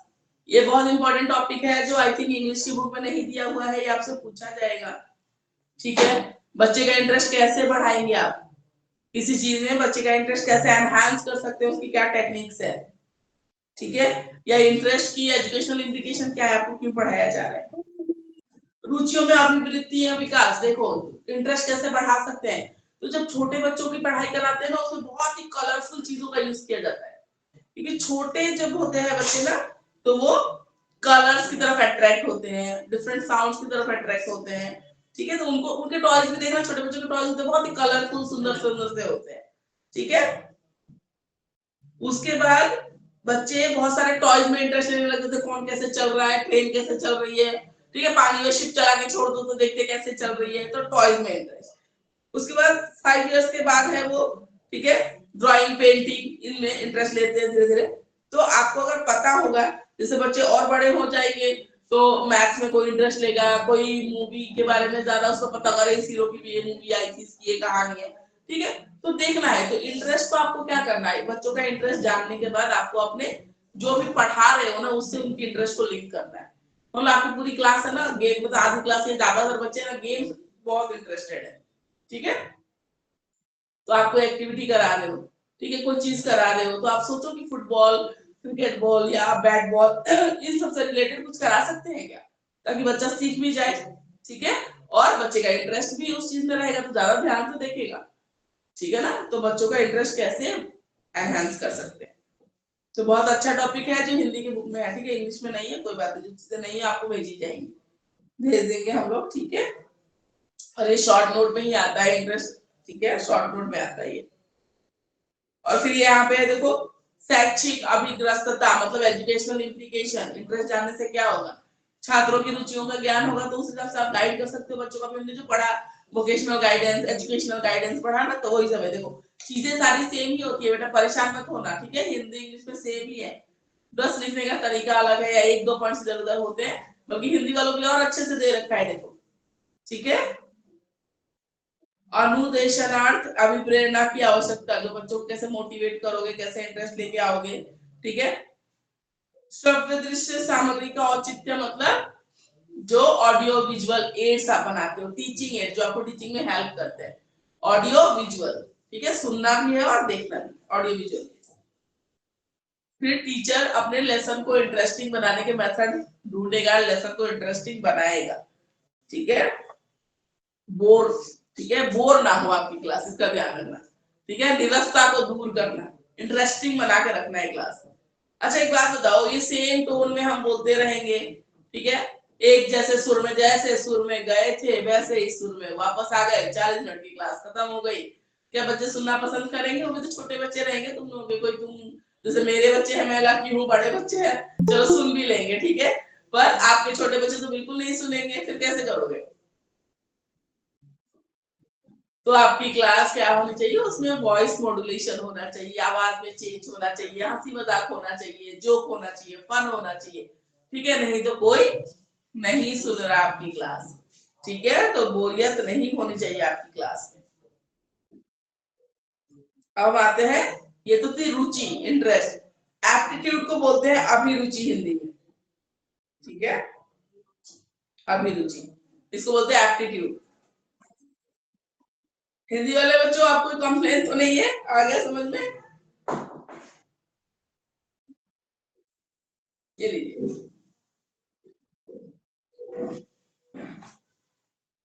अभिरुचि, एप्टीट्यूड।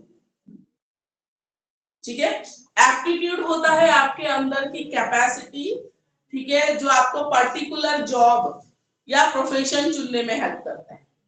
जब आप बीएड का एंट्रेंस वगैरह देते हो ना, यहाँ पे तो चलो डायरेक्ट एडमिशन हुआ है, वैसे अगर कहीं पे जाओगे अच्छे यूनिवर्सिटी में तो बीएड का एंट्रेंस होता है। ठीक है, उसमें एक पोर्शन होता है क्वेश्चन का, उसको बोलते हैं टीचिंग एप्टीट्यूड टेस्ट। ठीक है, टेट बोलते हैं, टीचिंग एप्टीट्यूड टेस्ट। ठीक है, उसमें क्या होता है, कुछ ऐसे क्वेश्चन पूछे जाते हैं, जैसे क्लासरूम को सिचुएशन दे दिया, एज अ टीचर आप क्या डिसीजन लोगे, एज अ टीचर आप क्या करोगे ऐसी सिचुएशन में, ठीक है। तो उससे देखते हैं कि आपके अंदर मतलब वो टीचर बनने की वो जो थिंकिंग होती है या कैपेसिटी होती है या एक जो इनहेरेंट वो चीज होती है वो आ रही है कि नहीं आ रही है, आपको समझ आ रहा है कि नहीं आ रहा है, टीचर उस सिचुएशन में क्या करना चाहिए, ठीक है। एक होता है नॉर्मल इंसान, शोर करे पीट दो, तुम टीचर बन के ये नहीं कर सकते कि पीट दो, आजकल तो पीटना भी बंद है, ठीक है, कॉर्पोरेट बैन है, आप मार नहीं सकते बच्चों को, ठीक है। तो एक नॉर्मल सिचुएशन में शोर मचा रहा है, कोई भी उसको डांट दो मार दो, पर एज अ टीचर आपकी जो थिंकिंग है ना वो अलग होनी चाहिए। तो टीचर एप्टीट्यूड टेस्ट के क्वेश्चंस होते हैं जिसमें आपका एप्टीट्यूड देखा जाता है, आपकी अभिरुचि देखी जाती है कि आपके अंदर कितनी कैपेसिटी है टीचर बनने लायक आप हो या नहीं, आपका जो थॉट प्रोसेस है, ठीक है, आपकी जो कैपेसिटी है वो टीचर बनने के लिए है या नहीं। तो एप्टीट्यूड हम मोस्टली किसके बारे में बात करते हैं, प्रोफेशन के लिए आप सुटेबल हो या नहीं हो, किसी जॉब के लिए आप सुटेबल हो या नहीं हो, उसके लिए हम एप्टीट्यूड चेक करते हैं किसी का, ठीक है, एप्टीट्यूड चेक करते हैं। ये जो होते हैं कैट वगैरह के एग्जाम होते हैं, कॉमन एप्टीट्यूड टेस्ट, एप्टीट्यूड, ठीक है, क्लरिकल एप्टीट्यूड टेस्ट होते हैं, एप्टीट्यूड आप में कितना कैपेसिटी है उस जॉब को करने के लिए, ठीक है। आई बात समझ में, अभिरुचि और रुचि में क्या इंटरेस्ट है, रुचि हम अपने सेटिस्फेक्शन के लिए करते हैं, अगर मुझे सिंगिंग का शौक है तो मैं अपने लिए गाती हूँ, मुझे अच्छा लगता है, समझे, दैट इज रुचि।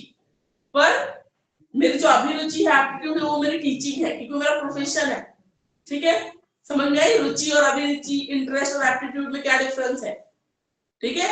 एप्टीट्यूड हमेशा आपका वोकेशन जॉब से रिलेटेड होता है, या आपके अंदर उस काम को करने की कितनी कैपेसिटी है, ठीक है। हो सकता है आपको गाना अच्छा लगता हो लेकिन आप हो सकता है प्रोफेशनली बहुत ही खराब सिंगर हो, ठीक है, आप उस जॉब में अच्छे नहीं है पर आपको अच्छा लगता है, आप जब गाते हो तो यू फील हैप्पी इसलिए आप गाते हो, ठीक है। That is not your job, आप खाना बनाते हुए घूमते फिरते हुए गा रहे हो, म्यूजिक एंजॉय कर रहे हो, आपको अच्छा लगता है इसलिए आप एंजॉय कर रहे हो, लेकिन प्रोफेशनली आप किस चीज में अच्छे हो, दैट इज अनदर थिंग। लोगों की रुचि और अभिरुचि अलग अलग होती है, ठीक है, जरूरी नहीं, लेकिन कुछ लकी लोग भी होते हैं जिनकी जो रुचि होती है वही अभिरुचि होती है, ठीक है, ऐसा भी होता है, लेकिन बहुत लोगों का अलग भी होता है, ठीक है। तो ये चीज होती है aptitude.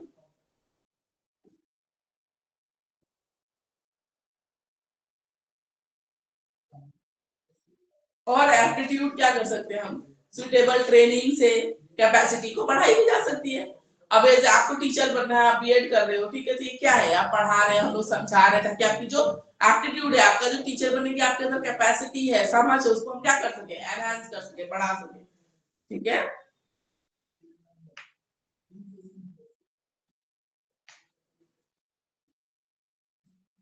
Specified kind of problem, specified kind of चीजें डील करना सिखाती है एप्टीट्यूड, ठीक है। तो एप्टीट्यूड के कैरेक्टरिस्टिक्स क्या होती है, विशेषताएं क्या होती है अभिरुचि की, ठीक है। हर इंडिविजुअल में उसकी जो पोटेंशियलिटी है, उसकी जो कैपेबिलिटी है, उसमें डिफरेंस है, हर कोई एक जैसा काम नहीं कर सकता है, ठीक है। इनहेरिट, सेम जो एप्टीट्यूड है वो इनहेरिट नहीं कर सकता, हो सकता है फादर रहे हो बिजनेसमैन, ठीक है, बेटा इंजीनियर हो, डॉक्टर हो, अलग अलग एप्टीट्यूड हो सकता है, ठीक है, तो इनहेरिट नहीं होता, वो एप्टीट्यूड इनहेरिट नहीं होता। कैपेसिटी हो सकता है फादर बहुत अच्छे बिजनेसमैन हो, कैलकुलेशन में अच्छे हो, मनी उसमें मैनेजमेंट में बहुत अच्छे हो, बेटा कोई जॉब कर रहा हो, ये भी हो सकता है उसको डॉक्टर उसको उस चीज में हो, उसकी कैपेसिटी उसमें ज्यादा अच्छी हो, ठीक है। एब्स्ट्रैक्ट फेनोमेनन है, ठीक है। एब्स्ट्रैक्ट फेनोमेनन का मतलब कॉन्क्रीट क्या होता है, इसको छू सकते हो, देख सकते हो, टच कर सकते हो, एब्स्ट्रैक्ट फेनोमेनन है, ये आपके अंदर है, और कभी-कभी तो लोगों को खुद ही नहीं पता होता कि आप किस जॉब के लिए सुटेबल हो ज्यादा, ठीक है, किस जॉब के लिए आप अच्छे हो, आपको खुद भी नहीं पता होता है। नॉलेज और एबिलिटी आपको सेटिस्फेक्शन देती है, ठीक है, क्योंकि आपके पास उस काम को करने की एप्टीट्यूड होता है।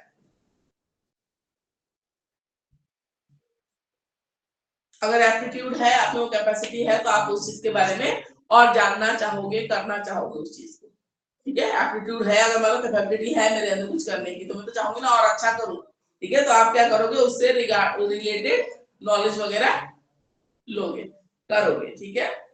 अब जैसे इंटरेस्ट का टेस्ट होता है, मैंने बोला स्टैंडर्डाइज्ड टेस्ट होते हैं, ऐसे एप्टीट्यूड के लिए भी टेस्ट होते हैं, तो मैंने आपको एग्जांपल दे दिया, कैट वाला exam, common aptitude test, teacher aptitude test, तो एप्टीट्यूड के टेस्ट होते हैं, ठीक है, जब आप किसी प्रोफेशन को चूज करने जाते हो उसके पहले एप्टीट्यूड टेस्ट होते हैं कि आप उस जॉब के लिए सुटेबल हो या नहीं। ठीक है, तो एप्टीट्यूड टेस्ट कंडक्ट किए जाते हैं। जनरल और डिफरेंशियल एप्टीट्यूड टेस्ट अलग अलग होते हैं। ठीक है, जिसमें होता है test related to audio and visual. ठीक है, जैसे इसमें कलर्स वगैरह के बारे में होता है, विजुअल एक्टिविटी देख के ठीक है आंसर करना होता है। मस्कुलर एप्टीट्यूड टेस्ट, ठीक है, रिएक्शन टाइम, जैसे अभी चीज आई ना, मान लो इसको मैंने पुश करना आएगी, पुश करना है तो मस्कुलर कितने देर में आपका रिएक्शन आ रहा है। ठीक है, ये सब भी देखते हैं टेस्ट। उसके बाद है मैकेनिकल एप्टीट्यूड टेस्ट। ठीक है, मैकेनिकल टेस्ट होता है इसमें असेंबली, चीजों को जोड़ के आप बना, मशीन, मैकेनिकल मशीन से रिलेटेड, मशीन के पार्ट्स है, मान लो जोड़ के आप बना पा रहे हो, नहीं बना पा रहे हो, कितने टाइम में बना पा रहे हो। क्लरिकल एप्टीट्यूड बोला ना, क्लरिकल जॉब्स के लिए, ऑफिस में गवर्नमेंट जॉब के लिए क्लरिकल में भी ठीक है बच्चे ट्राई करते हैं, देते हैं ना गवर्नमेंट जॉब वगैरह, तो क्लरिकल एप्टीट्यूड टेस्ट। ठीक है, उसके लिए आपके अंदर कितनी कैपेबिलिटी है उस काम को करने की, ऑफिस वर्क के लिए। और स्पेसिफिक फील्ड के लिए होता है, जैसे आर्ट के लिए, साइंस, कॉमर्स, म्यूजिक, और भी अलग अलग। टीचिंग के लिए भी होता है, मैंने बोला टीचिंग एप्टीट्यूड टेस्ट उस सेक्शन ही आता है पूरा, टीचिंग एप्टीट्यूड टेस्ट, टीचर बनना है तो। कुछ इंपॉर्टेंट टेस्ट के यहाँ पे नाम दिए हुए जो साइकोलॉजिस्ट ने तैयार किए हैं एप्टीट्यूड के लिए। ठीक है, मिनेसोटा मैकेनिकल असेंबली टेस्ट, ठीक है, special relation test, paper from board test. तो कोई बात नहीं, इसके नाम है, ठीक है, ये आप पढ़ लेना, नहीं भी पढ़ोगे तो कोई ऐसा नहीं है। आपको क्या पढ़ना है, एप्टीट्यूड होता क्या है, ठीक है, उसकी कैरेक्टरिस्टिक्स क्या है, और एप्टीट्यूड अगर एज अ टीचर एप्टीट्यूड के बारे में आपको नॉलेज रहेगी तो आप बच्चों को कैसे हेल्प कर सकते हो। ठीक है, ये नाम टेस्ट के याद करने जरूरी नहीं है। ठीक है, एक दो एग्जांपल दे देना, पर सारे जरूरी नहीं है। ठीक है, अब यहाँ पे कुछ इंडिया में जो अवेलेबल है, एनसीईआरटी ने भी बनाए हैं, फिर कुछ एप्टीट्यूड टेस्ट इधर पीछे दिए हुए देखिए। जनरल एप्टीट्यूड टेस्ट है, एसएम मोसी ने बनाया, साइंस एप्टीट्यूड टेस्ट है, teacher aptitude test MM Shah ने बनाया है, देखो। ठीक है, इंडिया में जो इंडिया के उन्होंने बनाया है ये सारा है।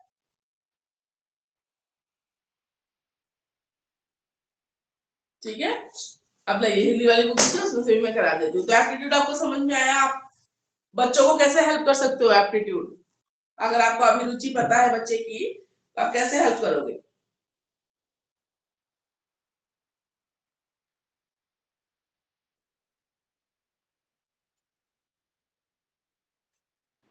मैम हिंदी में पेज नंबर बता देना आप। हिंदी में 64 देखिए, अभिरुचि एवं योग्यता अभिकार में 64 65 देखिए।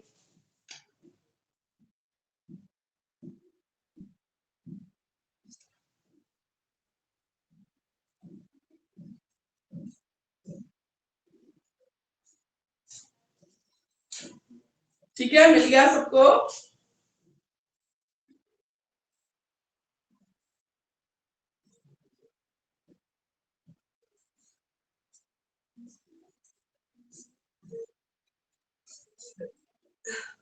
अभिरुचि एवं योग्यता, किसी बच्चे में हम कोई अगर उसकी अभिरुचि या एप्टीट्यूड देखते हैं उस चीज को करने के लिए, तो फ्यूचर के लिए हम बताते हैं, फ्यूचर के लिए बेटा आप ये कर सकते हो आगे चल के, है ना, आपके अंदर वो चीज है, एप्टीट्यूड है।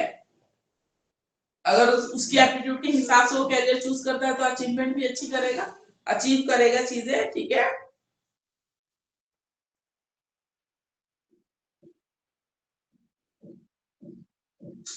अभिरुचि और रुचि मैंने बताया ना, हो सकता है कि सेम हो लोगों की, जो इंटरेस्ट है वही प्रोफेशन है, और कभी कभी क्या होता है जो इंटरेस्ट अलग होता है प्रोफेशन अलग होता है, ऐसा भी होता है। तो रुचि और अभिरुचि ये हो गए, और बाकी मैंने ये कराया, और बाकी टेस्ट दिए हुए जो एप्टीट्यूड मैंने बताया आपको, म्यूजिकल एप्टीट्यूड, क्लरिकल, ये सारा दिया हुआ है।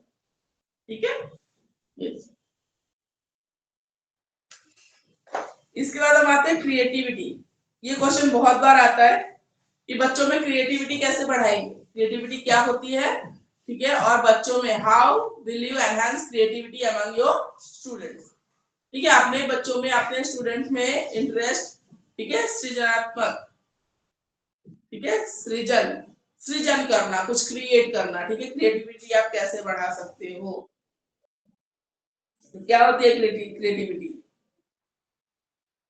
जो ओरिजिनल आइडियाज होते हैं। क्रिएटिव मतलब ही हो जाता है, ठीक है। क्रिएटिव क्या होता है, जो आप किसी को कॉपी नहीं करते, जो आप नया कुछ करते हो, ओरिजिनल कुछ करते हो, वही होती है क्रिएटिविटी, वही होता है क्रिएट करना, ठीक है। जहाँ पे कंटेंट क्रिएटर होते हैं, क्रिएट कर रहे हैं ना, इंस्टाग्राम पे रील्स देख रहे हो, किसी का आपको पसंद कर आ रहा है, उसको आप फॉलो कर रहे हो, क्यों? क्योंकि उसका कंटेंट कैसा हटके है, लोगों से आपको अच्छा लग रहा है, क्योंकि उसने खुद बनाया है, दूसरों को कॉपी नहीं किया है, ठीक है ना। तो क्रिएटर क्या होता है, जो न्यू ओरिजिनल आइडियाज लेके आता है, वो होते हैं क्रिएटर्स, वो होती है क्रिएटिविटी। क्रिएटिविटी की क्राइटेरिया क्या है, कैरेक्टरिस्टिक विशेषताएं क्या है? क्रिएटिविटी हमेशा ओरिजिनल होती है, क्योंकि इसमें कॉपी नहीं करना, कॉपी करोगे तो फिर वो तुम्हारी क्रिएशन कहाँ रह गई, ठीक है। ओरिजिनल होती है, यूजफुल होती है, ठीक है, और सोशली एक्सेप्टेड होती है, होनी चाहिए, ठीक है। ऐसी क्रिएटिविटी ना हो जो लोगों को नुकसान पहुंचाए, मतलब आपकी क्रिएटिविटी ऐसी होनी चाहिए सोसाइटी एक्सेप्ट करे, सोशली एक्सेप्टेड होना चाहिए, ठीक है। ओल्ड कंपोनेंट्स नहीं होना चाहिए, न्यू कंपोनेंट्स होने चाहिए उसमें, ठीक है। या ओल्ड से लेके आप थीम ले सकते हो, पर होना नया चाहिए, ठीक है। क्रिएटिविटी टैलेंट को लीड करता है, ऑब्वियसली आप में कुछ क्रिएटिव है, आप कुछ ओरिजिनल कुछ करते हो तो आप टैलेंटेड हो। और हमेशा ये न्यू है, नोवल अप्रोच होना चाहिए, नया भी होना चाहिए, और नोवल मतलब ऐसा अप्रोच होना चाहिए जिससे दूसरे को नुकसान ना पहुंचे, ठीक है, ये चीज होनी चाहिए। डायमेंशंस ऑफ क्रिएटिविटी क्या है, ठीक है। सेंसिटिविटी, सेंसिटिविटी आपकी क्रिएटिविटी, आप ऐसा नहीं कि बड़ा सा कोई बॉम्ब बना दो और फिर मैंने नया बनाया है ना, और पूरी दिल्ली को उड़ा दिया, तो वो क्रिएटिविटी नहीं चाहिए। क्रिएटिविटी हमेशा सेंसिटिविटी के साथ आता है। क्रिएटिव कुछ करो, नया कुछ कर रहे हो, ठीक है, तो सेंसिबल तरीके से करो, कि आपका किया हुआ कोई नया वर्क दूसरे को नुकसान ना पहुंचा रहा, ठीक है, इस चीज का ध्यान रखना है। अनयूजुअलनेस मतलब यूजुअल जो कॉमन होता है वो नहीं होना चाहिए, ओरिजिनलिटी होनी चाहिए, ठीक है। और प्रैक्टिकेबिलिटी, अब मान लो मैंने कोई ऐसी चीज नहीं बना दी, ठीक है, बनाया मैंने, लेकिन वो प्रैक्टिकली पॉसिबल नहीं, उसमें बनाने में इतना पैसा लग रहा है कि हम बना ही नहीं पा रहे, तो कोई फायदा है? कोई फायदा नहीं। तो नई चीज बनाओ, ऐसी बनाओ जो प्रैक्टिकली पॉसिबल भी हो। एक बार तो बना लिया लाखों करोड़ों लगा के, अगली बार तुम कैसे बनाओगे? तो फिर ऐसी क्रिएटिविटी का कोई फायदा नहीं है। प्रोडक्ट, ठीक है, प्रोडक्ट मतलब क्रिएटिविटी में आप कुछ प्रोसेस करते हो, कुछ बनाते हो, तो अल्टीमेटली जो निकल के आता है वो प्रोडक्ट होता है, कुछ ना कुछ तो बनता ही है ना क्रिएटिविटी क्लास में। उसके बाद मॉर्फोलॉजिकल सिंथेसिस, ठीक है, जैसे पुराने आइडियाज को जोड़ के करके आप नया कुछ बना रहे हो। पुराने आइडियाज ले सकते हो, ऐसा नहीं है, ठीक है, बिल्कुल नया कुछ क्या करोगे, है ना, लेकिन हाँ पुराने आइडियाज लो, पर उसमें आपका नया आइडिया होना चाहिए, दिखना चाहिए, ठीक है। बेस ले सकते हो आप। कॉम्बिनेशन, न्यू कॉम्बिनेशन फॉर्म करने की एबिलिटी, ठीक है, कुछ ना कुछ तो कहीं ना कहीं होगा, उसको आप चेंज करके अपने साथ। अभी जो न्यू न्यू डिशेस बनाते हैं लोग खाने के लिए, तो कुछ चीजें तो कॉमन होती है, जो कॉमन में नहीं होता है, कुछ हटके होता है, जो अलग कुछ हमारा रिजल्ट निकल के आता है, ठीक है, तो ये चीज होती है।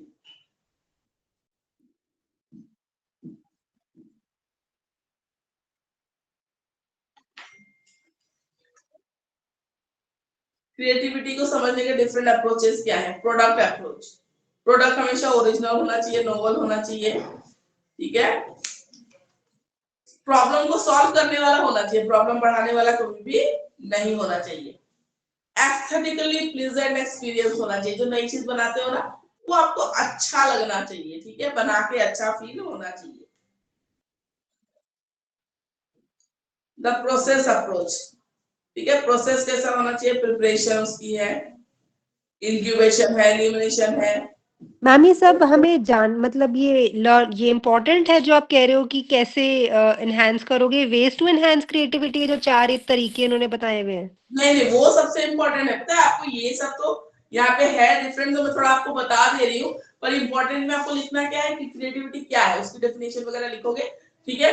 फिर आप क्या लिखोगे, अभी मैंने बताया आपको, कैरेक्टरिस्टिक्स जरूरी है, ठीक है, कैरेक्टरिस्टिक्स लिखोगे, आप टाइप्स ऑफ क्रिएटिविटी लिखोगे, और कैसे क्रिएटिविटी बढ़ानी है बच्चे में, ये तो सबसे ज्यादा जरूरी है। ये तो पूछते हैं कि आप बच्चे की क्रिएटिविटी को कैसे एनहांस करोगे, क्योंकि कॉपी तो दुनिया कर रही है, कुछ अगर नया करने वाला बच्चा है तो उसको मोटिवेट करो, कुछ नया करेगा तभी तो आगे चल के इंडिया के लिए मिसाइल बनाएगा, रॉकेट बनाएगा, कोई बड़ा पेंटर बनेगा, कुछ नई चीज बनाएगा, ठीक है, तो क्रिएटिविटी को कैसे एनहांस करोगे, वो वही पोर्शन सबसे ज्यादा इंपॉर्टेंट है। शॉर्ट नोट 4 मार्क्स का आता है, अगर उसमें आपका क्वेश्चन आ रहा है तो वही पोर्शन सबसे ज्यादा इंपॉर्टेंट है। आने वाली हो तो क्या हुआ मैम, वो इंग्लिश नोटबुक में इंग्लिश में कहाँ कौन से पेज पे दिया हुआ है हाउ टू एनहांस क्रिएटिविटी? नहीं, मैं वही देख रही हूँ कि इंग्लिश वाले बुक में नहीं दिया हुआ है। मैम क्रिएटिविटी को हिंदी में क्या बोलते हैं? सृजनात्मक कार्य, ठीक है, सृजन करना, क्रिएट करना। अच्छा मैम, एक ये क्वेश्चन था। हाँ जी, या बोलिए। हाँ, अगर मैं आंसर लिख रहा हूँ तो अगर वो जो मैं पहला पॉइंट लिखूंगा, इसमें शुद्ध हिंदी लिखना जरूरी है? जैसे कि ये क्रिएटिविटी वाला क्वेश्चन आएगा, उसका पॉइंट लिखेंगे आंतरिक अभियंत्रणा, इस टाइप का वर्ड लिखना जरूरी है कि मतलब उससे मिला जुला वर्ड लिख के पूरा पैसेज बना के आंसर लिख देंगे तो मार्क्स मिल जाएंगे? देखिए, मिला जुला मतलब अगर आपको इसका सिनोनिम पता है सिंपल हिंदी में, है ना, तो आप लिख सकते हैं, लेकिन इससे कुछ वर्ड है आपको यूज करने पड़ेंगे। जैसे अगर एप्टीट्यूड को अभिरुचि बोल रहे हैं तो उसको आप कुछ और मत बोलिएगा, इंटरेस्ट को तो रुचि ही बोलते हैं। हाँ, एक्सप्लेनेशन में जो वर्ड यूज होते हैं ना, वो थोड़ा बहुत आप सिंप्लीफाइड करके लिख सकते हो, और हिंदी वाले इंग्लिश लिख के बताना, ठीक है ना, कोई फायदा मतलब नहीं। मेन वर्ड है मैम उनको। जैसे मेन पॉइंट्स हैं तो उन्हें इंग्लिश में लिख सकते हैं।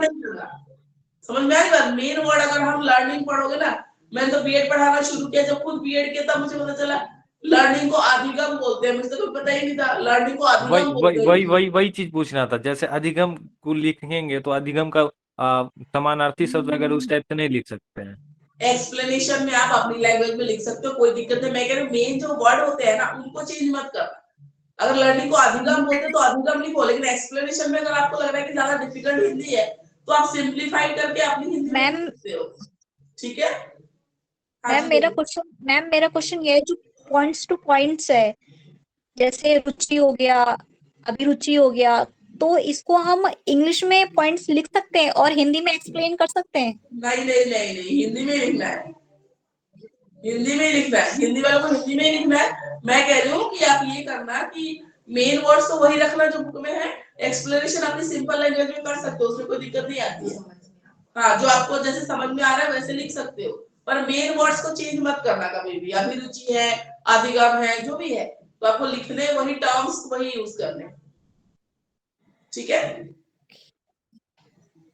और मैम जो होता है, जो ये इंग्लिश बुक में नहीं दिया हुआ कि वेज टू एनहांस क्रिएटिविटी, तो इसका आंसर आप हमें देंगे, कैसे करेंगे? उसका मैं भेजूंगी, ये मेरे पास है। जो चीजें नहीं है ना उसमें आपको मिल जाएगी, ठीक है। पर अभी जो चीजें हैं उनके नोट्स वगैरह बनाओ, आप लोग पढ़ना शुरू करो। बाकी जो नहीं है उसके लिए परेशान मत हो, वो मिलेगा, आपको मिल जाएगा, ठीक है। थोड़ी बहुत चीजें हैं वो हम भेज देंगे आपको, ठीक है।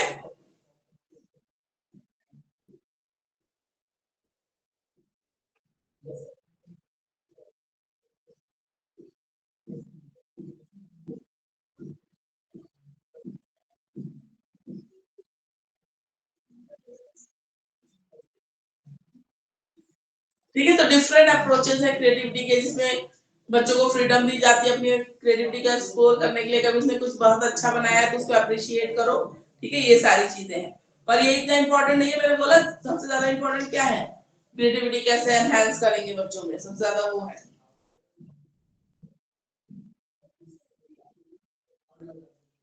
चांस टाइप्स ऑफ क्रिएटिविटी क्या होता है, चांस क्रिएटिविटी की मतलब बाई चांस की बात है कि मैंने ये बना लिया, ठीक है, तुमने तो सोच के नहीं बनाया पर बन गया, होता है ना कभी कभी सोच के नहीं बनाया पर बहुत अच्छा कुछ बन गया, तो उसको बोलते हैं चांस क्रिएटिविटी। स्पॉन्टेनियस क्रिएटिविटी होती है, ठीक है। सडनली जैसे कुछ जो गाना वाला लिखते हैं, पोएम लिखते हैं, सडनली 4 महीने बोल जाते हैं कि नहीं मेरे दिमाग में आया, बोल दिया, और बहुत अच्छा बोल जाते हैं कभी कभी, तो स्पॉन्टेनियस होता है, अपने आप ही आता है उस टाइम पे, है ना। कंजर्वेबल क्रिएटिविटी, ठीक है। जैसे इसमें क्या होता है, जब आप कोई चीज बना रहे होते हो ना, कोई पर्पस से नहीं बना रहे होते, ठीक है, लेकिन जब बनाते हो तो बहुत अच्छा कुछ बनता है और जनरेशन टू जनरेशन चल रहा होता है, ऐसी चीज बन जाती है, तो ये है, ठीक है। अब क्रिएटिविटी के लेवल्स होते हैं, जैसे एक्सप्रेसिव क्रिएटिविटी, आप अपनी क्रिएटिविटी को एक्सप्रेस करते हो कि मैं ऐसा कुछ करना चाहता हूँ, बनाना चाहता हूँ। सेकंड होता है आपका प्रोडक्टिव क्रिएटिविटी, इसमें बनाते हो, इन्वेंट करना, बनाना, इनोवेटिव, नया कुछ लाना उसमें, और इमरजेंटिव लास्ट वाला, ठीक है, इमर्ज होके आता है, नया कुछ बन के आ रहा है। तो ये सारे लेवल्स, एक बार मैं हिंदी में देखती हूँ लाइव में। इसमें है एनहांस कैसे करते हैं,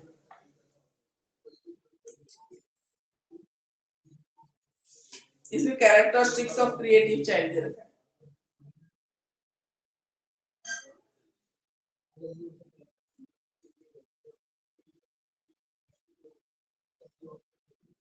इसमें क्रिएटिव बच्चों को ना टीचर को कैसे ट्रीट करना चाहिए, स्कूल में उसके साथ कैसे करना चाहिए, सब दिया हुआ है, ठीक है।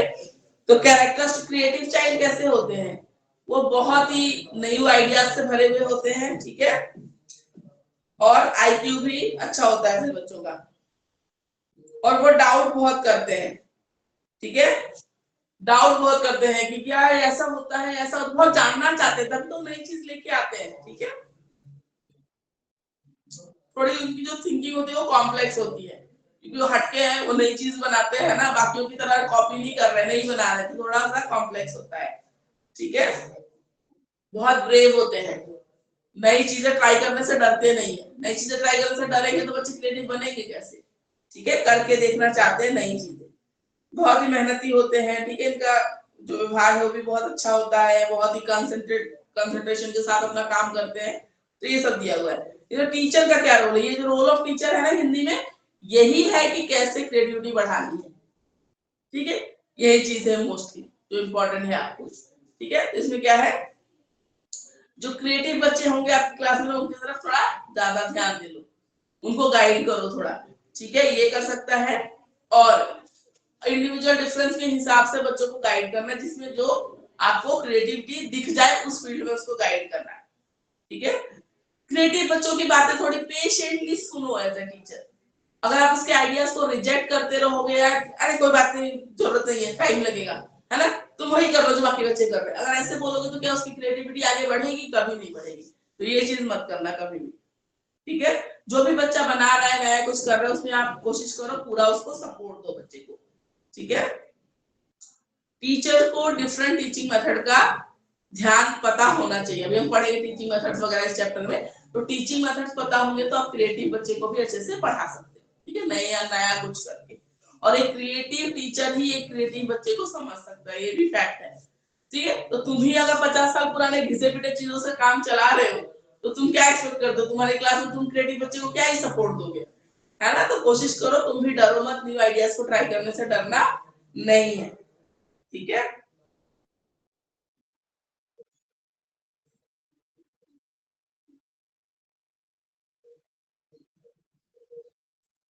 बालक को एक्सप्रेस करने में, बच्चे को एक्सप्रेस करने में हेल्प करे, कॉन्फिडेंट बनाए, फ्रीडम दे, ठीक है, तो ये है इंपॉर्टेंट।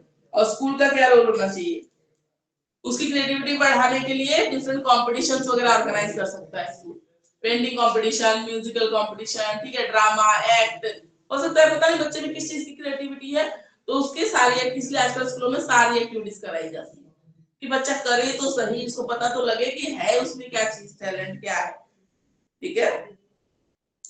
जो बच्चे जैसे साइंस मॉडल वगैरह बनाते हैं ना, साइंस वीक होता है, उसमें बच्चों के बनाए हुए मॉडल्स को एग्जिबिट किया जाता है, ठीक है, एग्जीबिशन लगाया जाता है, ठीक है, तो बच्चे खुश भी होते हैं और उन्होंने अपने हाथों से बनाया होता है। तो स्कूल ने क्या किया, उसकी क्रिएटिविटी को मोटिवेट किया कि बच्चा मोटिवेट है आगे भी चल के कुछ बनाने के लिए, ठीक है। स्कूल का एनवायरनमेंट ऐसा होना चाहिए जो क्रिएटिविटी को बढ़ावा देता है, जैसे बच्चे ने कुछ अगर बहुत अच्छा किया तो बाहर नोटिस बोर्ड वगैरह हो तो उस पे लगा दो, है ना, अगर ड्राइंग पेंटिंग कुछ अच्छी है तो उस पे लगा दो, बच्चा मोटिवेटेड रहेगा, या क्लासरूम में जो बोर्ड्स होते हैं वहां पे लगा दो, बच्चे का कुछ अच्छा वर्क है तो, ठीक है। डिसिप्लिन कैसी होनी चाहिए, सेल्फ इम्पोज्ड होना चाहिए, ज्यादा बच्चों पे वो नहीं पड़ना चाहिए, मतलब ज्यादा फ्रीडम उनकी छीनोगे तो फ्रीडम नहीं होगी तो क्रिएटिव नहीं हो पाएगा बच्चा। अब तुम उसको बोलोगे ऐसे ही चलना है, ऐसे ही बैठना है, तो वो नया क्या ही कर लेगा, ठीक है। तो क्रिएटिव बच्चों को थोड़ी फ्रीडम देनी जरूरी है। अगर मान लो तुमने बोला साइंस मॉडल बनाने के लिए, बोल दिया बच्चों को कैसे ऐसे बनाना, बच्चा कह रहे नहीं मैम ऐसे नहीं, थोड़ा ऐसे बनाएंगे ज्यादा अच्छा रहेगा, और तुम क्या कर रही हो, तुम बैठ के डांट रही हो, अरे बोला ना जाओ ना बना लो बेटा, कल वो एग्जीबिशन है, मेरे पास टाइम नहीं है, ऐसे डांटते तो बच्चा नया ट्राई करेगा नहीं करेगा, और क्या पता उसका आइडिया आपसे बेटर ही हो, ठीक है। तो ये खुद को समझना कि मैं टीचर हूँ, मुझे सब आता है, सबसे बड़ी गलती यही पे है, ठीक है ना। ये कभी नहीं करना। मैं बार बार आपको बोल रही हूँ, इसको सीखने के लिए गूगल है, यूट्यूब है, सब कुछ है, सब कुछ है। एलेक्सा बता देगी उसको सब कुछ, ठीक है। चैट जीपीटी उसको सब कुछ बता देगा, ठीक है। आप क्या हो, आप मोटिवेट करने के लिए हो, बच्चे को गाइड करो, मोटिवेट करो, उसको प्यार से वो करो, ठीक है। आजकल इन चीजों की जरूरत है जो टीचर से चाहिए होती है, बच्चे को भी चाहिए, पेरेंट्स को भी चाहिए, और सबको, स्कूल वालों को भी यही चीज चाहिए, ठीक है। बच्चा डरे ना टीचर से, सेटिस्फाइड हो, खुल के एक्सप्रेस कर पाए, क्योंकि आजकल फैमिली बैकग्राउंड ऐसे हैं, चीजें ऐसी हैं, पेरेंट्स के पास टाइम नहीं है बच्चे की सुनने की, तो टीचर को आजकल ये सब रोल प्ले करने पड़ रहे हैं जो पहले घर वाले करते थे, ठीक है। पढ़ने के लिए उसके पास बहुत ऑनलाइन स्कोप है, बहुत सारी चीजें हैं पढ़ने के लिए, पढ़ाना भी है, पर आजकल ये चीज भी कहीं ना कहीं एक इंटीग्रल पार्ट बनती जा रही है टीचिंग का, ठीक है। जहाँ पे बच्चे को, ठीक है, एक हैप्पी क्लासरूम देना, एक हैप्पी चाइल्ड रखना अपनी क्लास में, वो भी बहुत ज्यादा आजकल जरूरी हो गया है। आप कितना भी अच्छा पढ़ाते हो, ठीक है, एक थप्पड़ लगा के देखो एक बच्चे को, जेल में सड़ते रहोगे, कॉर्पोरल पनिशमेंट मारो, तुम किसी को कंप्लेन हो गई तो तुमको सीधा जेल में भेजेंगे, स्कूल वाला भी नहीं बचाएगा, कोई नहीं बचाने आ रहा है, ठीक है। तो कोई फायदा नहीं है, वो चीज तो भूल ही जाओ। तुम मान के चलो कि मैं कुछ कर सकते हो तो प्यार से ही कर सकते हो, दूसरा कोई ऑप्शन है ही नहीं आपके पास। इसके बाद आता है पर्सनालिटी, ठीक है, व्यक्तित्व जिसको बोलते हैं। ये क्वेश्चन बहुत बार लॉन्ग में आया हुआ है, ठीक है, ये क्वेश्चन आया हुआ है लॉन्ग में, डिफरेंट एप्टीट्यूड्स में, जो कॉग्निटिव एप्टीट्यूड्स है, आपके एट्रीब्यूट्स है, सॉरी, डिफरेंट जो कॉग्निटिव एट्रीब्यूट्स हैं, उसमें जो पर्सनालिटी व्यक्तित्व वाला पोर्शन है, ये लॉन्ग क्वेश्चन में आया हुआ है बहुत बार, ठीक है। एप्टीट्यूड तो मैम कैन यू रिपीट, आपकी आवाज ब्रेक कर रही थी। हाँ, आप रिपीट कर देंगे एक बार, आवाज ब्रेक कर रही थी। हाँ ठीक है, मैं कह रही हूँ कि अभी तक हमने जितना भी कॉग्निटिव एट्रीब्यूट्स पढ़े हैं, उसके अंदर इंटरेस्ट पढ़ा हमने, है ना, एप्टीट्यूड पढ़ा, रुचि अभिरुचि पढ़ी, क्रिएटिविटी पढ़ा, ठीक है, सृजनात्मकता, ठीक है। उसके बाद हमने पढ़ा आपका क्या पढ़ा, हाँ व्यक्तित्व अभी पढ़ेंगे, ठीक है। तो इसमें मैंने बोला कि इंटरेस्ट ना मोस्टली शॉर्ट में आता है, मोस्टली मैं कह रही हूँ 4 नंबर के उसमें ही आता है, ठीक है। एप्टीट्यूड भी शॉर्ट में ही आता है, क्रिएटिविटी एक बार आया हुआ है लॉन्ग में, 1-2 बार आया हुआ है, लेकिन पर्सनालिटी बहुत बार लॉन्ग में आया हुआ है, ठीक है। ये लॉन्ग क्वेश्चन में आया हुआ है बहुत बार, पर्सनालिटी वाला क्वेश्चन, ठीक है। तो इसको थोड़ा हम ध्यान से करेंगे, ठीक है। हाफ एन आवर बचे हुए, तो पर्सनालिटी वाला टॉपिक हम कर रहे हैं बहुत अच्छे से, क्योंकि ये लॉन्ग में भी आया हुआ है बहुत बार। अब मैं आपको बताती हूँ, पर्सनालिटी जो वर्ड है वो आया है पर्सोना वर्ड से। पर्सोना, पर्सोने का मतलब होता है मुखौटा, मुखौटा, ठीक है, मास्क हम पहनते हैं ना, मास्क, मुखौटा, तो पर्सोना वहां से आया है पर्सनालिटी वर्ड। क्योंकि पहले जब व्यक्तित्व या पर्सनालिटी के बारे में डिस्कस करते थे या स्टडी करते थे, तो पर्सनालिटी जो वर्ड है ना, हमें आउटर, बाहर इंसान देखने में कैसा है ना, उस चीज से हमने पर्सनालिटी को जोड़ रखा था। अभी देखो, कोई होगा एकदम 6 फीट लंबा, ठीक है, सुंदर सा, एकदम गोरा चिट्टा, एकदम मतलब अच्छा, अच्छी पर्सनालिटी, बाल वाल भी पूरे अच्छे, तो बोले अरे क्या पर्सनालिटी, ठीक है। कोई लेडी होगी सुंदर सी, ठीक है, अच्छी सी साड़ी वाड़ी डाली है, बाल बाल खुले, सुंदर सी, बोले क्या पर्सनालिटी है, कॉन्फिडेंट एनफ है, चल के आ रही है, तो बोलेंगे अरे क्या पर्सनालिटी है। अभी भी हम बोल जाते हैं, लेकिन ये पहले का कॉन्सेप्ट है, जब हम आउटर अपीयरेंस को पर्सनालिटी मानते थे, इसलिए वर्ड पर्सनालिटी, पर्सोना वहीं से आया, पर्सोना बाहर, मार्क्स बाहर कैसा दिख रहा है, ठीक है, पर अब ऐसा नहीं है, ठीक है। अब हम पर्सनालिटी की जब बात करते हैं तो ओवरऑल एक इंसान कैसा है, फिजिकल अपीयरेंस की तो बात करते हैं बिल्कुल, ठीक है, पर उसका मेंटल डेवलपमेंट कैसा है, उसका सोशल डेवलपमेंट कैसे है, उसका मॉरल डेवलपमेंट कैसा है, हम सब चीजों की बात करते हैं, ठीक है। पर्सनालिटी में एक इंसान के व्यक्तित्व के अंदर हम सारी चीजों की बात करते हैं, ठीक है। तो आप देखते हैं पर्सनालिटी क्या है, वो तो मैंने समझाया अभी आपको। आगे देखते हैं टाइप्स ऑफ पर्सनालिटी क्या है, ठीक है। कंपोनेंट ऑफ पर्सनालिटी क्या होती है,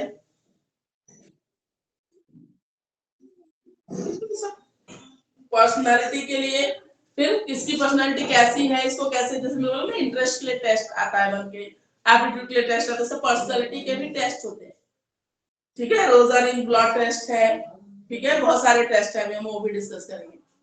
इसको तो बहुत शॉर्ट में खत्म कर दिया इंग्लिश में, कोई बात नहीं, देखते हैं। जो चीजें नहीं है ना वो आपको मिलती जाएगी। ठीक है, अब टाइप्स ऑफ पर्सनालिटी देखते हैं। अब बॉडी, ठीक है, बॉडी के फीचर्स के अकॉर्डिंग पर्सनालिटी कौन कौन सी होती है। ठीक है, हिपोक्रेट ने इसको क्लासिफाई किया है, सैंग्विन बोलते हैं, थिन एंड टॉल, कोई पतला है और बहुत लंबा है तो उसको सैंग्विन बोलते हैं।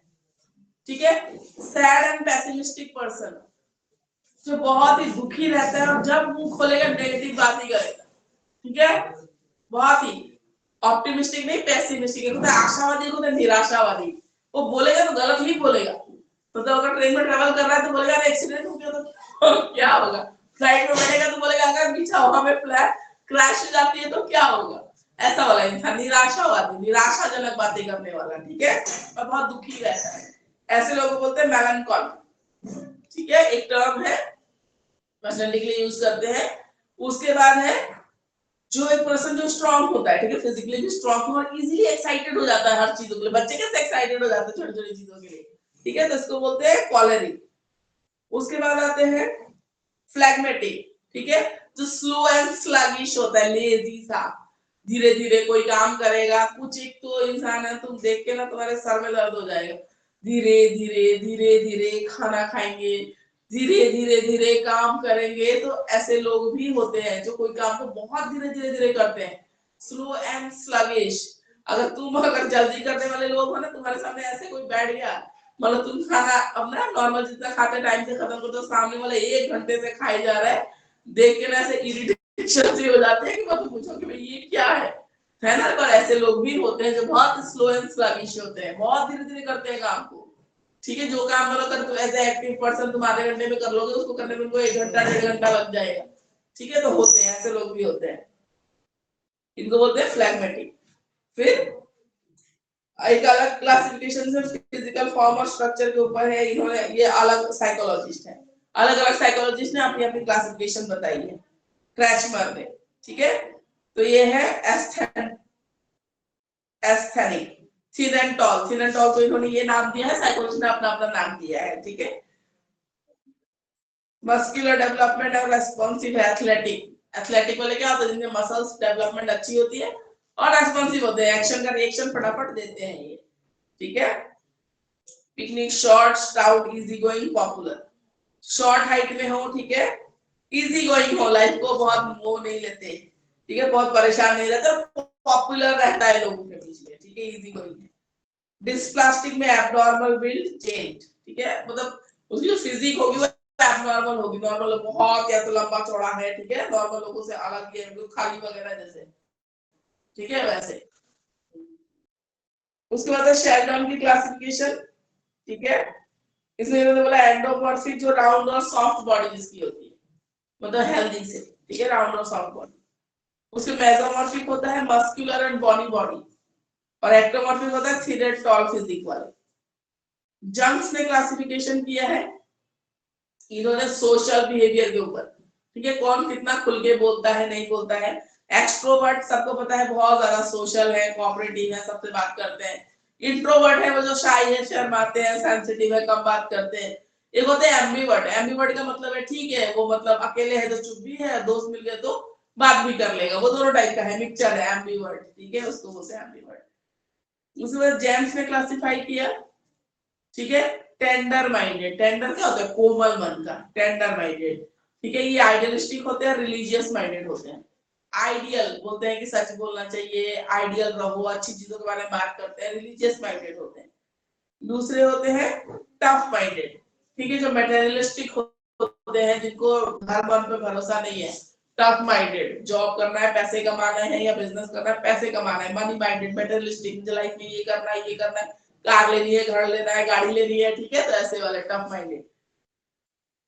रॉटन ने किया स्टेबल माइंडेड। ठीक है, स्टेबल माइंडेड का मतलब होता है रिजिड है वो अपनी चीजों में। अगर तुम बोल रही हो ना, अगर मैं हाँ बोल रही हूँ किसी चीज को ऐसा होता है, तुम बोलोगे ना तो मैं तुम्हारी सुनूंगी ही नहीं। स्टेबल, फिक्स वाले कि ऐसा ही होता है, नहीं मैं तुम्हारी बात नहीं मानूंगी, ऐसा ही होता है। दूसरे होते हैं अनस्टेबल, जो फ्लेक्सिबल होते हैं, चेंज हो जाते हैं। ठीक है, ऐसे स्प्रेंजर ने क्लासिफिकेशन किया थ्योरेटिकल लोग। ठीक है, साइंस ओरिएंटेड पीपल, जिनको साइंस में इंटरेस्ट ज्यादा है। Economic, money minded people. ठीक है, एस्थेटिक, जिसमें आर्टिस्टिक टेस्ट हो, जैसे म्यूजिक का हो, ठीक है, या पोएम वोएम लिखने का हो वो लोग। पॉलिटिकल, जिसको पावर में इंटरेस्ट है, जिसको लगता है अरे मिनिस्टर बन जाओ बहुत पावर आ जाएगी, आप लोग से इलेक्शन लड़ लो, ठीक है, ऐसे लोग। सोशल, ठीक है, जिसको सोशल एक्टिविटीज ज्यादा अच्छी लगती है। रिलीजियस, जो रिलीजियस माइंडेड पीपल है, ठीक है, तो ये सारे हैं। मैम ये सारा कुछ याद करना है क्या, इतने सारे जो टर्म्स हैं? नहीं, ये नहीं याद करना है आपको, आपको पर्सनालिटी की डेफिनेशन याद करनी है, ठीक है। और मैं आपको बताती हूँ क्या याद करना है आपको, कैसे पर्सनालिटी असेसमेंट होती है ये जरूर पढ़ना है, ठीक है, वो मैं आपको बता देती हूँ और आपको भेज दिए जाएंगे वो चीजें। पर्सनालिटी असेसमेंट में समझा देती हूँ, अभी आप समझ लो, ठीक है, ये चीज करनी है आपको, मैं भी बता पर्सनालिटी।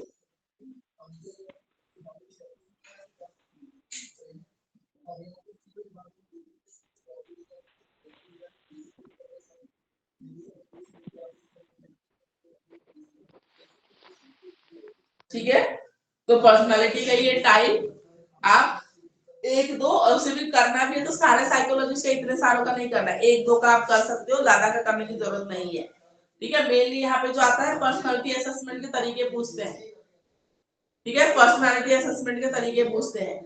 तो इसमें देखो किसी की पर्सनालिटी को कैसे हम असेस कर सकते हैं, उसकी पर्सनालिटी कैसी है, ठीक है, एम्बिवर्ट है, एक्सट्रोवर्ट है, कैसा है, ठीक है, कैसे करेंगे। तो इसके 3 तरीके होते हैं, ठीक है, इसके 3 तरीके होते हैं। और हिंदी की बुक देना, फर्क दे रखा है।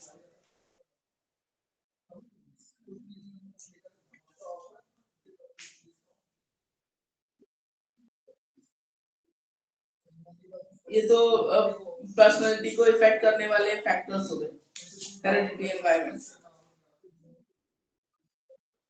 ये फैक्टर्स हो गए, ये वैल्यूज हो गई।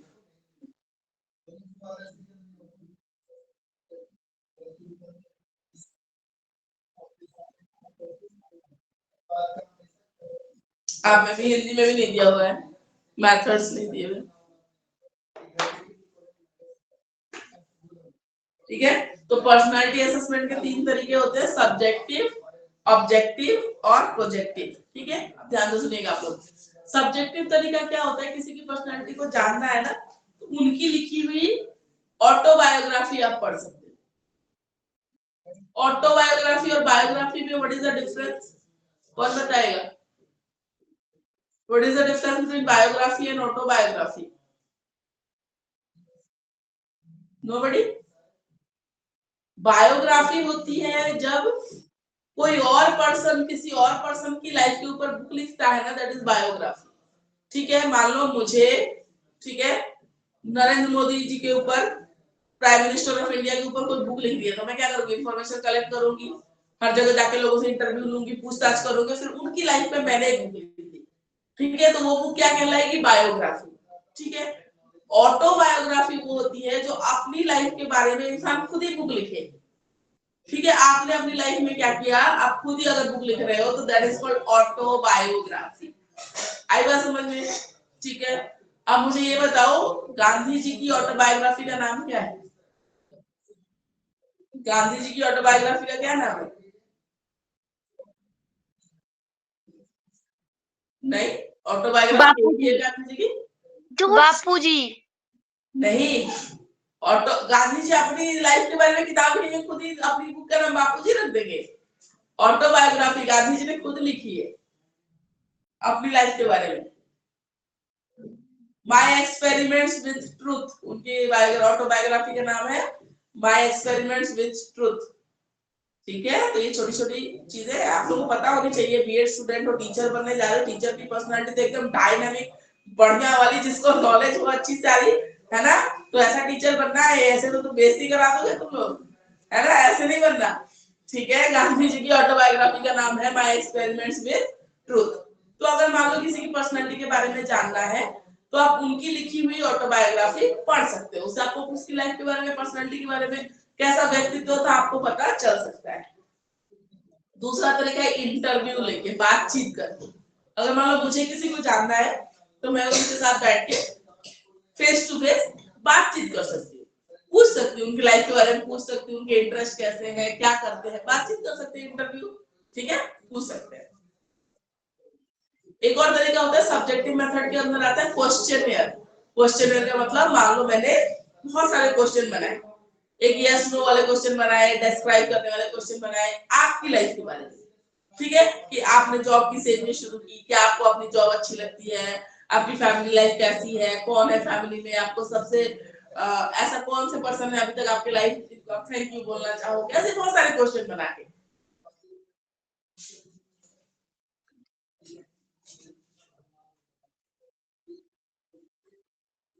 ठीक है, तो क्वेश्चनियर क्या होता है, क्वेश्चनियर क्या होता है, सेट ऑफ क्वेश्चंस होते हैं, ठीक है, सेट ऑफ क्वेश्चंस होते हैं जो आप बना के किसी को देते हो जब आप उसके बारे में जानना चाहते हो, ठीक है, उसको बोलते हैं क्वेश्चनियर।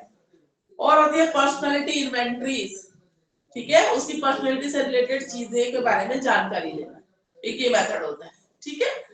उसका सेकंड आता है मेजर कैटेगरी ऑब्जेक्टिव मेथड आता है, ठीक है। ऑब्जेक्टिव मेथड में मान लो मुझे किसी की पर्सनालिटी जाननी है तो मैं क्या करूंगी, उसको ऑब्जर्व करूंगी। आपको अपनी क्लास में 30 बच्चे होंगे ना, जब आप पहले दिन ज्वाइन करोगे 6 महीने बाद, ठीक है, आप ऑब्जर्व करके बहुत कुछ पता लगा सकते हो अपने स्टूडेंट्स के बारे में, ठीक है। तो फर्स्ट मेथड क्या होता है, ऑब्जर्वेशन। उसके बाद आता है सोशियोमेट्रिक मेथड। सोशियोमेट्रिक मेथड मतलब वो पर्सन जिसकी पर्सनालिटी के बारे में पता लगाना है ना, उसके आसपास के लोगों से रिलेशनशिप्स कैसे हैं, उसके दोस्त कौन है, ठीक है, किनसे वो ज्यादा बातचीत करता है, सोशियोमेट्रिक मेथड। तो इसको बोलते हैं उन लोगों से भी बातचीत करना, उसके फैमिली मेंबर से बातचीत करना, दोस्तों से बातचीत करना और उसके बारे में पता लगाना, ठीक है। उसके बाद आता है एनेक्डोटल रिकॉर्ड। एनेक्डोटल रिकॉर्ड बनाया जाता है स्कूल्स में, आजकल रिकॉर्ड रखा जाता है जिसमें बच्चे की फिजिकल हेल्थ से लेके आई साइट से लेके बच्चा पढ़ने में कैसा था, पिछला रिकॉर्ड क्या है, कितने मार्क्स आए थे, किस सारा, इसको बोलते हैं एनेक्डोटल रिकॉर्ड, ठीक है। एनेक्डोटल रिकॉर्ड क्या होता है, total record of the child, सब कुछ उसमें, सब कुछ, मदर फादर कितना इनकम है उनकी, किस जॉब में है, ठीक है, बच्चा सिंगल पेरेंट का बच्चा तो नहीं है, घर में कौन कौन रहता है, ठीक है, एड्रेस क्या है, सब कुछ रिकॉर्ड होता है बच्चे का, सब कुछ। तो आजकल एनेक्डोटल रिकॉर्ड मेंटेन करना बहुत ही एक मैंडेटरी काम है, ठीक है, मेंटेन करना पड़ता है। पहले के जमाना नहीं कि पता ही नहीं, आजकल सब कुछ देना पड़ता है रिकॉर्ड आपको, सारी चीज का, ठीक है। रेटिंग स्केल्स, रेटिंग स्केल्स मान लो मैं किसी पर्सनालिटी के बारे में जानना चाहती हूँ, ठीक है, तो मैंने एक रेटिंग स्केल बना रखी है उनके लिए, जैसे 1 to 5 का ले सकते हो आप, 1 to 3 या 1 to 7 का रेटिंग स्केल ले सकते हो, ठीक है। और उसके बारे में जानना है क्या इंसान झूठ बोलता है, ठीक है, कभी कभार बोलता है, मतलब हमेशा भी नहीं बोलता, ज्यादा भी नहीं बोलता, तो बीच में कहीं टिकाएगा आपके रेटिंग स्केल का। तो रेटिंग स्केल बना के आप मेजर कर सकते हो कि इस इंसान की पर्सनालिटी कैसी है। एनालिसिस करने के बाद आप अपने रेटिंग स्केल में चेक कर सकते हो कि कहाँ पे ये लाई करता है, ठीक है। उसके बाद आते हैं प्रोजेक्टिव मेथड्स, ठीक है, प्रोजेक्टिव मेथड्स इसमें आता है रोजर्स इंक ब्लॉट टेस्ट, ठीक है, इंक ब्लॉट टेस्ट। इसमें क्या होता है, एक पेपर पे, ठीक है, इंक को स्प्रेड करके ना एक रैंडम सी शेप बनी होती है, ठीक है। अब मान लो मुझे किसी की पर्सनालिटी को जानना है, तो मैं आपको वो इंक ब्लॉट जो इंक का निशान पड़ा हुआ ना पेपर पे, उसको दिखा के पूछूंगी कि ये कैसा दिख रहा है, आप उसको डिस्क्राइब करो। तो देखो वो तो कुछ भी नहीं है, वो तो इंक का रैंडम सा शेप है, लेकिन आप जब उसको विजुअलाइज करोगे आपको कुछ और लगेगा, ठीक है। किसी और से मैं पूछूंगी वो कुछ और बोलेंगे, मुझसे पूछेंगे शायद मैं कुछ और बोलूंगी, ठीक है। अब इससे पर्सनालिटी का पता कैसे लगता है, क्योंकि कभी हमारी लाइफ में जो एक्सपीरियंसेस रहे होते हैं ना पीछे, हम कहीं ना कहीं उस इंक ब्लॉट को उन्हीं चीजों से रिलेट कर रहे होते हैं, या हमारा जो इंटरेस्ट होता है, ठीक है, हम जो चीजें मैनिफेस्ट करते हैं कहीं ना कहीं हम उसी चीजों से उस इंक ब्लॉट को रिजेंबल करेंगे और एक्सप्लेन करेंगे। तो सामने जो सुनने वाला होगा ना, वो आइडिया लगा सकता है कि आपकी पर्सनालिटी कैसी है। और ये एक्सपर्ट के अंडर किया जाता है, ठीक है, ऐसा नहीं कि मैंने कोई भी रैंडम इंक ब्लॉट बना दिया, मैं आपसे पूछूं तो मैं आपको एक्सेस कर पाऊंगी आपकी पर्सनालिटी को, ठीक है, एक्सेस कर पाऊंगी, ऐसा नहीं होता है, ठीक है।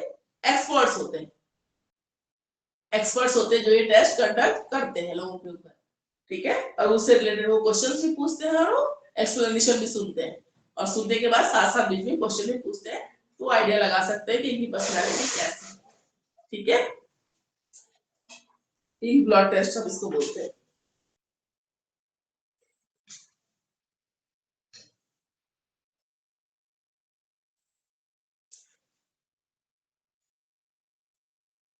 और इससे मोस्टली जो एबनॉर्मल बच्चा है, कोई ऐसा है, ठीक है, या कोई ऐसा लोग है जिसमें नॉर्मल नहीं है कुछ, उन लोगों पे भी ये टेस्ट कंडक्ट किया जाता है। कि जो क्रिमिनल माइंडेड लोग होंगे ना, वो कुछ इस तरीके से उसको रिजेंबल करके बताते हैं। मतलब रिजेंबलेंस वो करेगा जो आपकी लाइफ में एक्सपीरियंसेस रही होंगी, तो इस तरीके से रिजेंबल किया जाता है। ठीक है, उसके बाद आता है थीमेटिक एप्रिसिएशन टेस्ट। ठीक है, एक और टेस्ट होता है थीमेटिक एप्रिसिएशन टेस्ट, उसमें कार्ड्स होते हैं। ठीक है, इसमें कार्ड होते हैं, उन कार्ड्स को दिखा के, ठीक है, बोला जाता है। तो इसमें होते हैं कार्ड्स होते हैं टोटल 30 कार्ड होते हैं। 10 होते हैं मेल के लिए, 10 होते हैं फीमेल के लिए और 10 होते हैं बोथ दोनों के लिए कॉमन। ठीक है, मतलब एक पर्सन के लिए 20 कार्ड, अगर मेल है तो उसके लिए 20, 10 तो मेल वाले, 10 कॉमन वाले। ठीक है, फीमेल है तो 10 कार्ड फीमेल वाले और 10 कार्ड कॉमन वाले। ठीक है,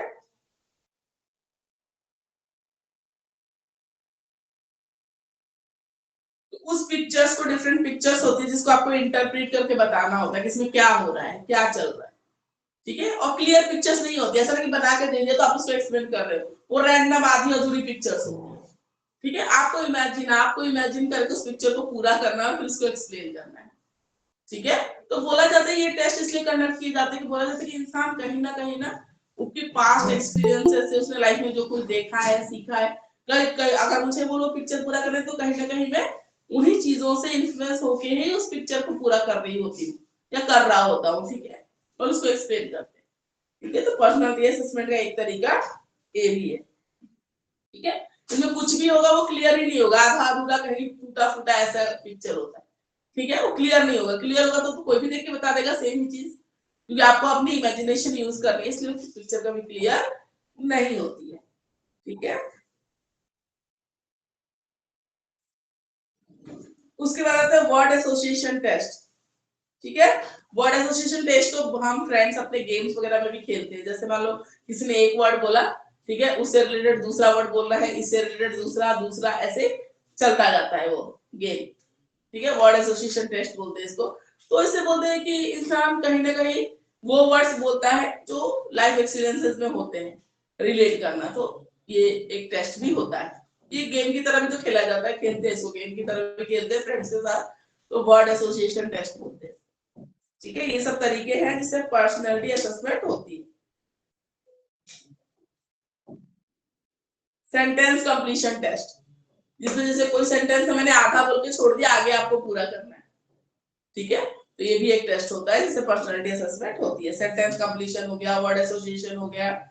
ठीक है, तो ये सारे हैं, तो ये इंपॉर्टेंट है आपके पर्सनैलिटी असेसमेंट के मेथड से। ये लॉन्ग में आए हुए हैं क्वेश्चन में। ठीक है, लॉन्ग क्वेश्चन में आते हैं ये, तो इसको आपको करना है अच्छे से। ठीक है, हिंदी वाली बुक एक बार दिखाइएगा, और बाकी जो चीजें नहीं है उसके लिए परेशान मत होइए, लेकिन जो इम्पोर्टेंट है वो हमें समझा ली, पहले सुनो समझो उसको। ठीक है, बाकी जो करना है हम करेंगे, आप लोग परेशान बहुत जल्दी हो जाते हो। ठीक है, जो चीजें कंटेंट आपकी बुक में बहुत अच्छे से है वो बढ़िया है, जो नहीं है वो हम दे देंगे, आपको प्रोवाइड करा देंगे जो चीजें नहीं है। ठीक है, तो परेशान होने वाली कोई बात नहीं है, हम वो चीज देंगे आपको जो जरूरी है लिखना या सिलेबस में जो चीज है। एक दो चीजें होती है, सारी चीजें ऐसी नहीं है। ठीक है, जो है वो मिल जाएगी आपको। हिंदी में भी दे रखी है चीजें, पर असेसमेंट इसमें भी नहीं दे रखा है। ठीक है, तो असेसमेंट आपको मिल जाएगा। ये नीचे कौन कौन से मेथड पढ़े हमने, पर्सनैलिटी असेसमेंट के मेन कैटेगरीज कौन कौन सी थी, सब्जेक्टिव, ऑब्जेक्टिव और प्रोजेक्टिव। ठीक है, अब मुझे बताओ ऑटोबायोग्राफी कौन सी कैटेगरी में आया था, कौन बताएगा। मैम जो इंसान अपने ऊपर अपनी जीवन लिखते हैं, क्या कह रहे हैं, खुद के ऊपर अपनी जीवनी सब्जेक्टिव, खुद के ऊपर अपनी जीवनी लिखने को सब्जेक्टिव में आया था। ठीक है, ऑटोबायोग्राफी सब्जेक्टिव में आता है। हाँ, जो खुद के बारे में बुक लिखी है किसी ने ना, उसको पढ़ के आप उसके बारे में जान सकते हैं। ऑटोबायोग्राफी उसमें आया था। वर्ड एसोसिएशन टेस्ट किसमें आया था, अभी तो पढ़ा, प्रोजेक्टिव के अंदर आता है। ठीक है, एनेक्डोटल रिकॉर्ड किसमें आया था, ऑब्जेक्टिव। ऑब्जेक्टिव, वेरी गुड, थोड़ा थोड़ा याद हो गया ना आप लोगों को। और पर्सनालिटी वर्ड कौन से वर्ड से आया है, person, persona, persona, sorry persona, persona, उसका मतलब क्या होता है? मुखौटा। मुखौटा, मास्क, ठीक है, गुड। मुखौटा बोलते हैं, मुखौटा मास्क को बोलते हैं। इंग्लिश में बोलोगे तो मास्क है, हिंदी में बोलेंगे तो मुखौटा है। और आते हैं वैल्यूज, लास्ट टॉपिक है, छोटा सा टॉपिक है, ठीक है। आपको क्या लगता है एज ए टीचर वैल्यू बच्चों में आजकल डालना जरूरी है? बिल्कुल बहुत जरूरी है, ठीक है। आजकल बच्चों में वैल्यूज की बहुत कमी है।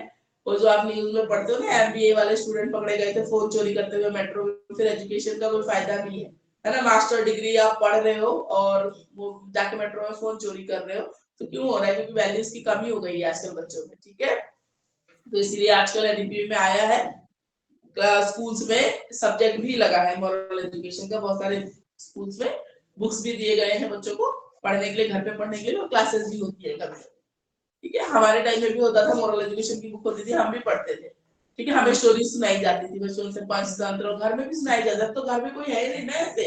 आजकल न्यूक्लियर फैमिलीज है, ज्वाइंट फैमिली है नहीं, दादा दादी का रोल खत्म हो गया है, वो लोग सुनाते थे पहले। आजकल तो मुझे लगता है दादी नानी भी रील्स ही देखती रहती है, और बच्चे रील्स ही दिखाती है। वो दादी नानी भी सब मॉडर्न हो गए हैं, ठीक है ना, क्योंकि लोगों को थोड़ी इजी गोइंग लाइफ चाहिए, कौन इतना वो करे। हमारे टाइम में हम लोग बिना स्टोरी सुने कभी मतलब ही नहीं, मुझे कभी याद ही नहीं आता कि जब छोटे थे हम लोग तो बिना स्टोरी सुने कभी सो गए हो, ठीक है। हमारे दादू सुनाते थे स्टोरी, बहुत अच्छी अच्छी स्टोरी, रामायण महाभारत तो पूरी हमारी ऐसी रटी हुई है कहानियों में, ठीक है। और उससे वैल्यूज भी सिखाते थे, हर कहानी के बाद में दादू बताते थे कि मतलब क्या सीखा हमने इस स्टोरी से। तो जो आजकल फैमिलीज में कमी हो गई है, तो उसको अब स्कूल वाले और टीचर्स को पूरा करना पड़ता है, ठीक है। वैल्यू एजुकेशन, वैल्यू एजुकेशन बहुत ज्यादा जरूरी है, ठीक है। टीचर्स भी कैसे वैल्यूज डेवलप करेंगे बच्चों में?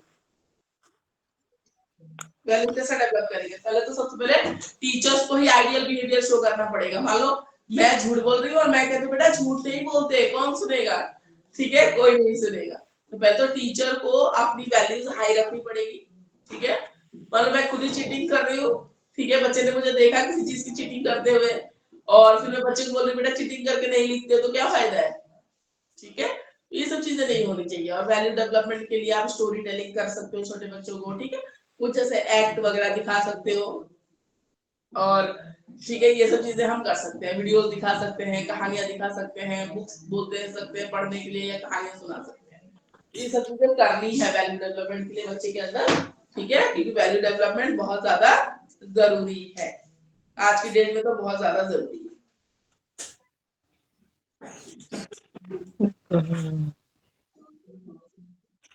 हाउ टू इनकलकेट वैल्यूज है, देखो इंग्लिश की बुक में 77 पे है।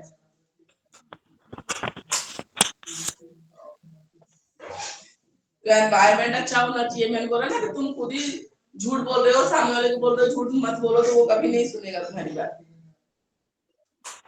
वो करिकुलर एक्टिविटीज कराई जानी चाहिए स्कूल में, टीचर्स को एक्टिविटीज करानी चाहिए, उससे कोऑपरेशन करना, ठीक है, एक दूसरे की हेल्प करना, ये सब सिंपैथी, ये सब सीखते हैं बच्चे, ठीक है। लव, कोऑपरेशन, काइंडनेस, ये सब होना चाहिए, ठीक है। और वैल्यूज कौन कौन सी वैल्यूज की हम बात कर रहे हैं? फिजिकल वैल्यूज, ठीक है, फिजिकल वैल्यूज, इसमें क्या होता है?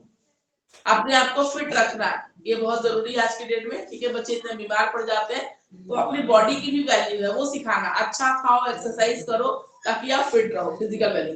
इकोनॉमिकल वैल्यू, ठीक है, पैसे की वैल्यू समझना, पैसा कितना इंपॉर्टेंट है वो वैल्यू समझना। सोशल वैल्यूज, ठीक है, फ्रेंडशिप, लव, कोऑपरेशन, ये सब कितना जरूरी है, ठीक है। एथिकल वैल्यूज, एथिकल वैल्यूज में चोरी ना करना, झूठ ना बोलना, ठीक है, किसी को परेशान ना करना, ये सब आ जाता है। रिलीजियस वैल्यूज में आप जिस भी रिलीजन को मानते हो, सुबह उठ के उस गॉड का नाम लेना, पूजा करना, ठीक है, ताकि आपका दिन अच्छा जाए। इंटेलेक्चुअल वैल्यूज में, ठीक है, रीजनिंग, रीजन दे पाना, ठीक है, सोच पाना, चीजों को लॉजिकली सोच पाना, इंटेलेक्चुअल वैल्यूज। एस्थेटिकल वैल्यूज में डांसिंग, सिंगिंग, पेंटिंग, ड्राइंग, ये सब आ जाता है। रिक्रिएशनल वैल्यूज में, रिक्रिएशनल वैल्यूज मतलब आप अपने आप को एंटरटेन करने के लिए क्या करते हो? म्यूजिक से, आजकल तो सब इंस्टा पे रील ही देखते रहते हैं, ठीक है, मोस्टली सबके हाथ में देखो तो फोन है और रील देख रहे हैं। वैसे रिक्रिएशनल वैल्यूज अच्छी बोले तो कोई अच्छी मूवी देखना, गाने सुनना, ठीक है, ये सारे वैल्यूज। ये भी लाइफ में जरूरी है। पता है कुछ लोग है ना, वो अपने आप को एंटरटेन करना भी नहीं जानते, खुद भी दुखी रहेंगे, तुमको भी दुखी करके रखेंगे, ऐसे भी लोग होते हैं।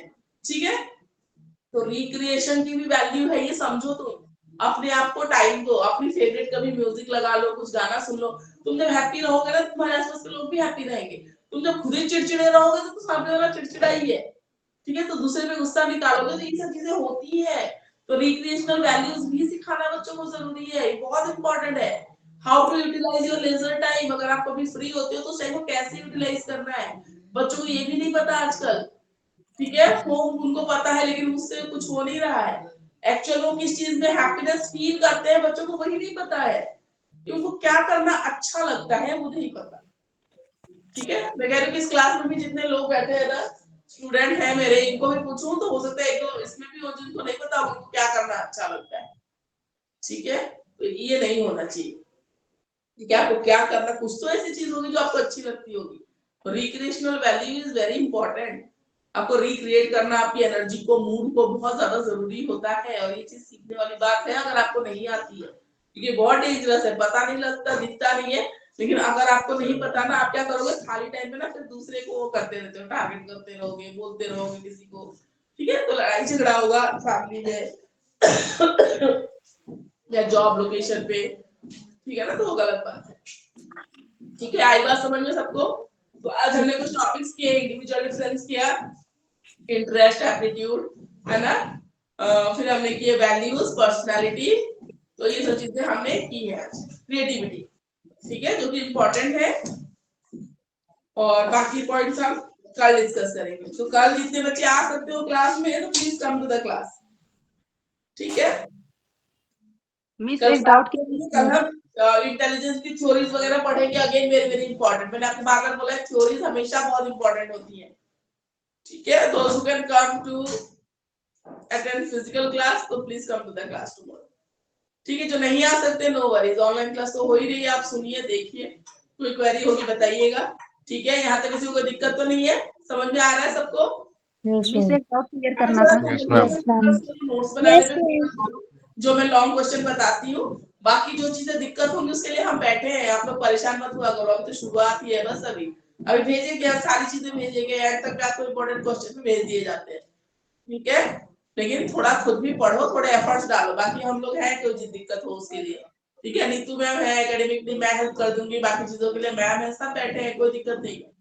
ठीक है, मिस एक डाउट क्लियर करना था कि प्रैक्टिकल कितने मार्क्स का होता है और रिटर्न एग्जाम कितने मार्क्स का होता है? वो नीतू मैम एक्सप्लेन कर देंगी आपको। ठीक है, प्रैक्टिकल वगैरह वो कितने मार्क्स का होता है, सिर्फ ये जानना था। और रिटर्न एग्जाम कितने मार्क्स का होता है? नीतू मैम हैंडल करती